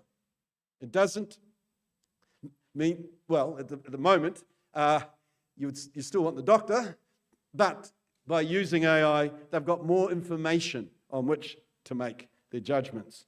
It also helps in auditing to avoid some of the biases that an auditor might have. So it's got value there. And in the World Economic Forum in 24, they found 3 major impact areas as they saw AI in society. So 25% are using it to increase access to healthcare. And I know during COVID, there are a wide number of apps being put together with information as one small example. It's being used to look at climate solutions, and in lower income countries, it's being used to enhance lives through economic empowerment. You know, if you go back to the day when they said, you know, these phones linked so many people to the economy, no matter where you were, as long as you had access to the Wi-Fi. AI is extending that ability to democratize access to the economy. So Google's using it in scientific research, for instance, mapping neural connections in the brain to understand neurological disorders. So that's Google AI. Flood forecasting, and you can see Google's DeepMind reduced data center energy consumption by 40%. So there's just some examples of where AI is being used to make a positive societal impact. What I want to look at now, we won't go through those videos, is okay, what are we doing at AACSB? Firstly, thought leadership. We surveyed all of our deans and directors to get feedback on how can AI be used to create a future-ready business school. And we've published this, the QR code's there. You can read it, it's available on our website. So strategically preparing for a new wave of business education. We got from deans how are business schools adopting and using AI. We also had faculty involved in that survey. Again, we have a QR code where you can read and see what was said there. So the key findings from those reports is clearly there was different take-up and different adoption. If you look at the bottom left, 65% of schools have integrated or plan to integrate it into existing courses. If you look at the top, 47% of schools report they've implemented some policies around AI. It could be ethical use of AI, requirements not to use it, or requirements to use it. It's just that they've adopted some policies. And major issue in the training space.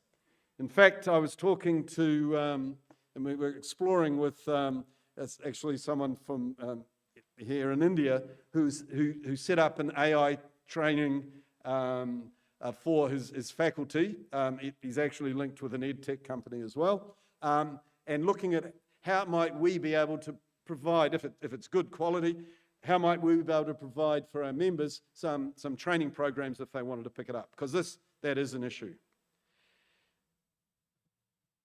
What's interesting when we look at this is it is seen as having a positive impact, and deans and faculty do say they need to use it. So I think that's of value. But here, look at the top point. Larger schools are more likely to have policies compared to small and medium ones. Is that because larger schools have more resources to do things? I don't know what the reason is, but you can see 54% of them are grappling with that issue, whereas 40% are not. Sorry, 40, that's in the large schools, it's only 40% in small and medium-sized schools. All right, so this is information that we've got from surveys we put out. We actually, if you're doing accreditation, we have what we call an AI use case hub. Our standards, there are 9 standards if you want to get accredited by AACSB. In each standard, we identify prompts that you can use to help you meet the standards and the type of information that you might feed in. So if you go to our site, you look under accreditation, you'll see AI use case hub, but you can go down there. It's open to anyone. Anyone can see it and use it. Standard 9, if you look down the bottom, that's our engagement and societal impact. That's a standard which is focused on making a difference.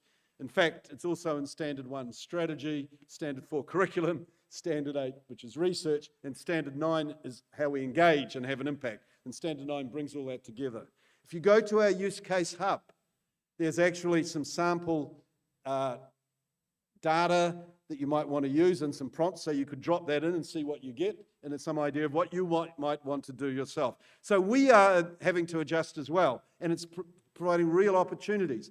In membership, we're looking at our inbox where we get lots and lots of queries that we're looking at using AI to help us sort what comes in and maybe have some answers to some and then some that will go to members. So we are looking at it, and because it can improve the way we do things, improve the value for our members. So what I've covered so far, and I'm on time, is I've given you an overview of AACSB.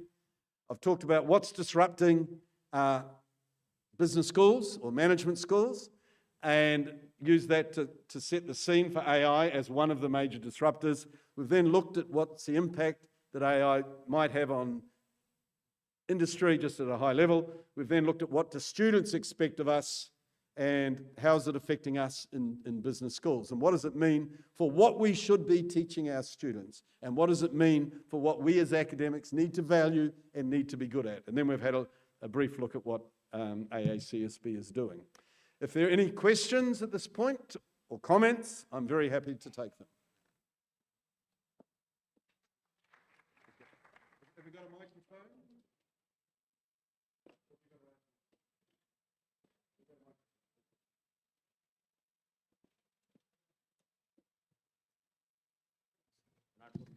Yes. Yes, thank you for the wonderful presentation. My question or concern would be, if you see, like, I'm an American graduate and, I'm very fond of AASEB. Like in AGBA forum, there are a lot of American universities, professors that explain all this and all. In India, if you see, why should we do the American way? That is the common people. Actually, Government of India has funded all IIMs to be AACSB accredited. All the Confederation of Private Universities, there's a huge scope that is not happening. Yep. And I would like, this year, America is leading the G20 summit. Okay. I want AACSB to come up with some kind of a global, rather than American association, these people are, giving headache to all the American graduates. If we can say global association for something like that, Global American Association, something, add some revision. And also I would like to see the way G20, there's a curtain raiser event and leadership summit at the end. This is like, I would like to see curtain raiser event, knowledge conference. We are supposed to have like a impacts reporting leadership summit at the end of the year. Like all IIMs put together, 1,000 people are trained. This is no impact. We have like, 650 million youth out there. Out of that, how much, we can pair up each IIM with a local private university and, create the impacts, all those kind of things. I would like to partner with you. I'm really glad about the Hyderabad Regional Center. That's where I live, Yeah. And thank you very much. Okay. And I request that, to look after that sensitivity. There's a resistance to India. Thanks. Yep. Okay. Could I just respond on a couple of points? We are not an American organization. We were an American organization. We're a global organization. Yes, we're headquartered there. But we have 60% of our membership is now outside the Americas. And within 2 years, 5 years, most accredited schools will be outside America. When we develop standards and we're doing a refresh, it's a global group. I was a co-chair before I joined AACSB of the previous standards. I'm from New Zealand, I'm not from America. We had people from Asia Pacific, we had people from Europe. And the standards are voted on by something we call the Accreditation Council. That's all the accredited members. Now at the moment, they're slightly more American than not, but you go forward a few years, there'll be more from outside. The point you raised around knowledge sharing, that's really important. And so we have the Exchange, which is an online platform. The thought leadership we put out, it's not ours. It's basically the expertise from our schools. We're running a research impact conference coming up next year. We're running it alongside the Academy of Management. And our aim, as I said, is to increase the quality and impact of schools and to have an ecosystem which includes the schools and around the schools, others who can support that. Thank you for your comments. Yeah. Just a quick question. How would you compare and distinguish AACSB from EQUIS? Okay, is Nitish still here? Sorry, the EQUIS Asia. He was here, I met him before. But anyway, okay. I took my school through AACSB. I then started, when I started it on Equus, I moved to the Deputy Vice-Chancellor role. The Dean after me concluded it. There's value in both accreditations. Okay. The advantage of AAC is Amber's got value as well, but less, because it's a program accreditation and it doesn't open doors to the same extent of the other two. So all three have value. The advantage I see of AACSB over Equus, we don't tell you what type of business school you need to be. If you want to be Equus accredited, you must be an international business school. And one of the discussions happening with Indian schools at the moment around that is, okay, you know, the old way Equus used to do that was show me the passports of your faculty. Now that's all right in Europe because you only have to drive 20 miles and you're in a different country, right? Whereas in India, it's a little more complex. So we say, if you want to be a local business school, given your mission, are you high quality? If you want to be a national or regional, if you want to be international, then you'll have to show us how you're that. So whereas Equus do, they do say you must be international. That's one of the key differences. The other difference is our community is a bigger community, so you actually can engage more broadly. If, at the moment, maybe it's not flavour of the month, but if you want to engage with the US, Equus just cannot penetrate the US. Now, there could be two reasons for that. One is it's not attractive, or two US schools are too insular. I'm not sure what the answer is, but they don't have much membership in the US. So through us, if you're looking for connections, partnerships, research, exchange, those types of things, you've got a much bigger pool to work for. The other one is that we have more people full-time in market to support. Pratap's a full-time employee. We've invested in that. He's got support in the Singapore office. We have another person with an Indian background who's done that. Okay, thank you. The AIs come up on the screen. I see them both as of good value. I think AACSB is better because it's more mission-driven. So it's more about making your school better at the type of school you want to be. Whereas Equus will tell you slightly what your school needs to look like. But they're both of value. Is there anything you'd add on to that, Pratap? Okay. That's the time, is it? Okay. All right.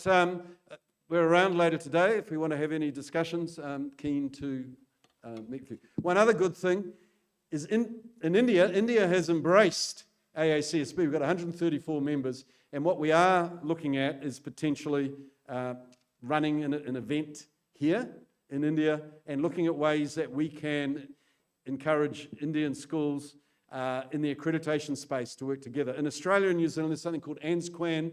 It was bottom up. It's basically they meet, it's all the accreditation managers and some of the deans, and they meet around accreditation and quality issues. In the US, you got CABS, the Chartered Association of Business Schools. They have an accredited bit under that as well. So now that we've got the numbers growing in India, 27 accredited and more coming, and 40 in process, one of the things that we're encouraging of and would fully support is some type of organisation, whatever you want to call it, that brings Indian schools together to discuss quality and accreditation. Okay, with that, thank you very much. Thanks for the opportunity to be here. Really is my privilege to be here. Thank you. Thank you. I like the one with the question mark. Thank you, Sri Geoff Perry, for the engaging and thought-provoking address. Your insights give us much to reflect upon as we envision the future of management education and its role in shaping a better world. We'll now request Professor Deepak Srivastava to please come forward and felicitate Sri Geoff Perry as a token of gratitude and appreciation.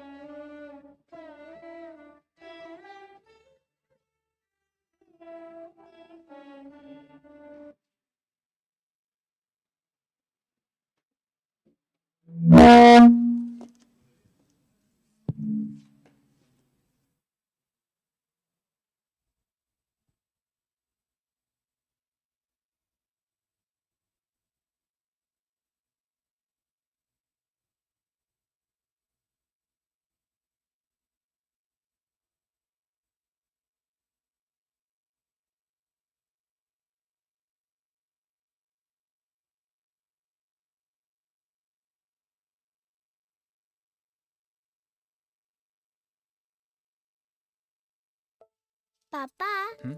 इस दिवाली दादू और दादी को यहाँ बुलाए। बेटा हम वहाँ जाएंगे क्यों? क्योंकि त्योहार हमेशा अपने घर और अपनों के साथ मनाते हैं। क्या ये अपना घर नहीं है?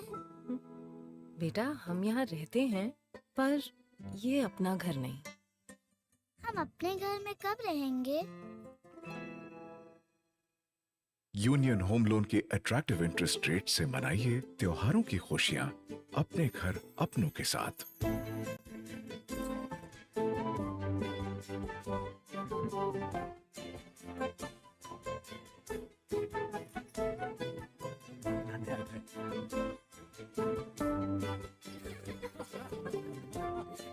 दादू और दादी अपने घर है तो हर दिन त्योहार। यूनियन होम लोन, अब खुशियां अपने घर अपनों के साथ।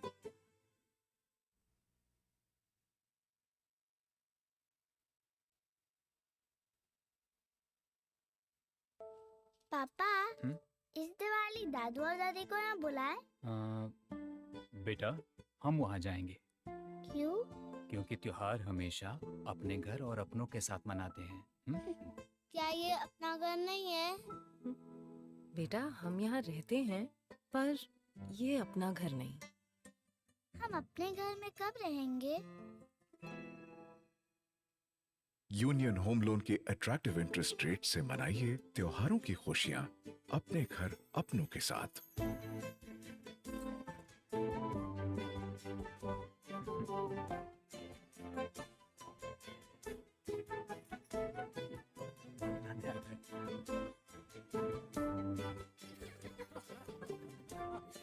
दादू और दादी अपने घर है तो हर दिन त्योहार। यूनियन होम लोन, अब खुशियां अपने घर अपनों के साथ।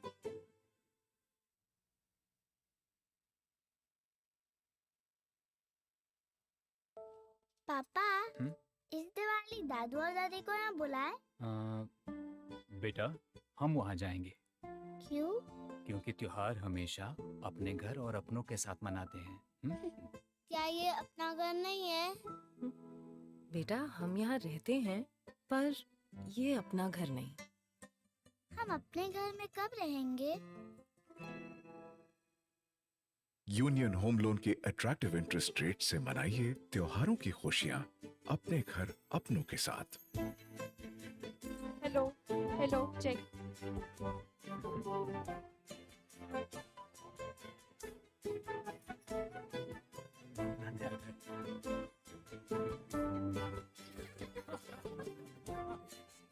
Hello check check. हर दिन त्योहार। यूनियन होम लोन, अब खुशियां अपने घर अपनों के साथ।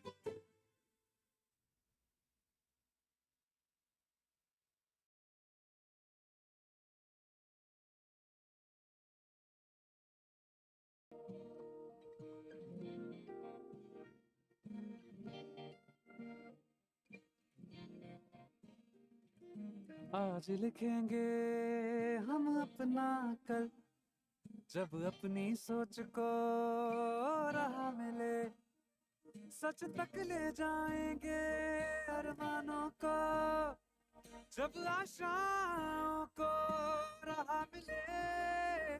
सोच से सच तक चले हम, सोच से सच तक, सोच से हेलो हेलो सच चेक। तक बढ़े हम, सोच से सच तक।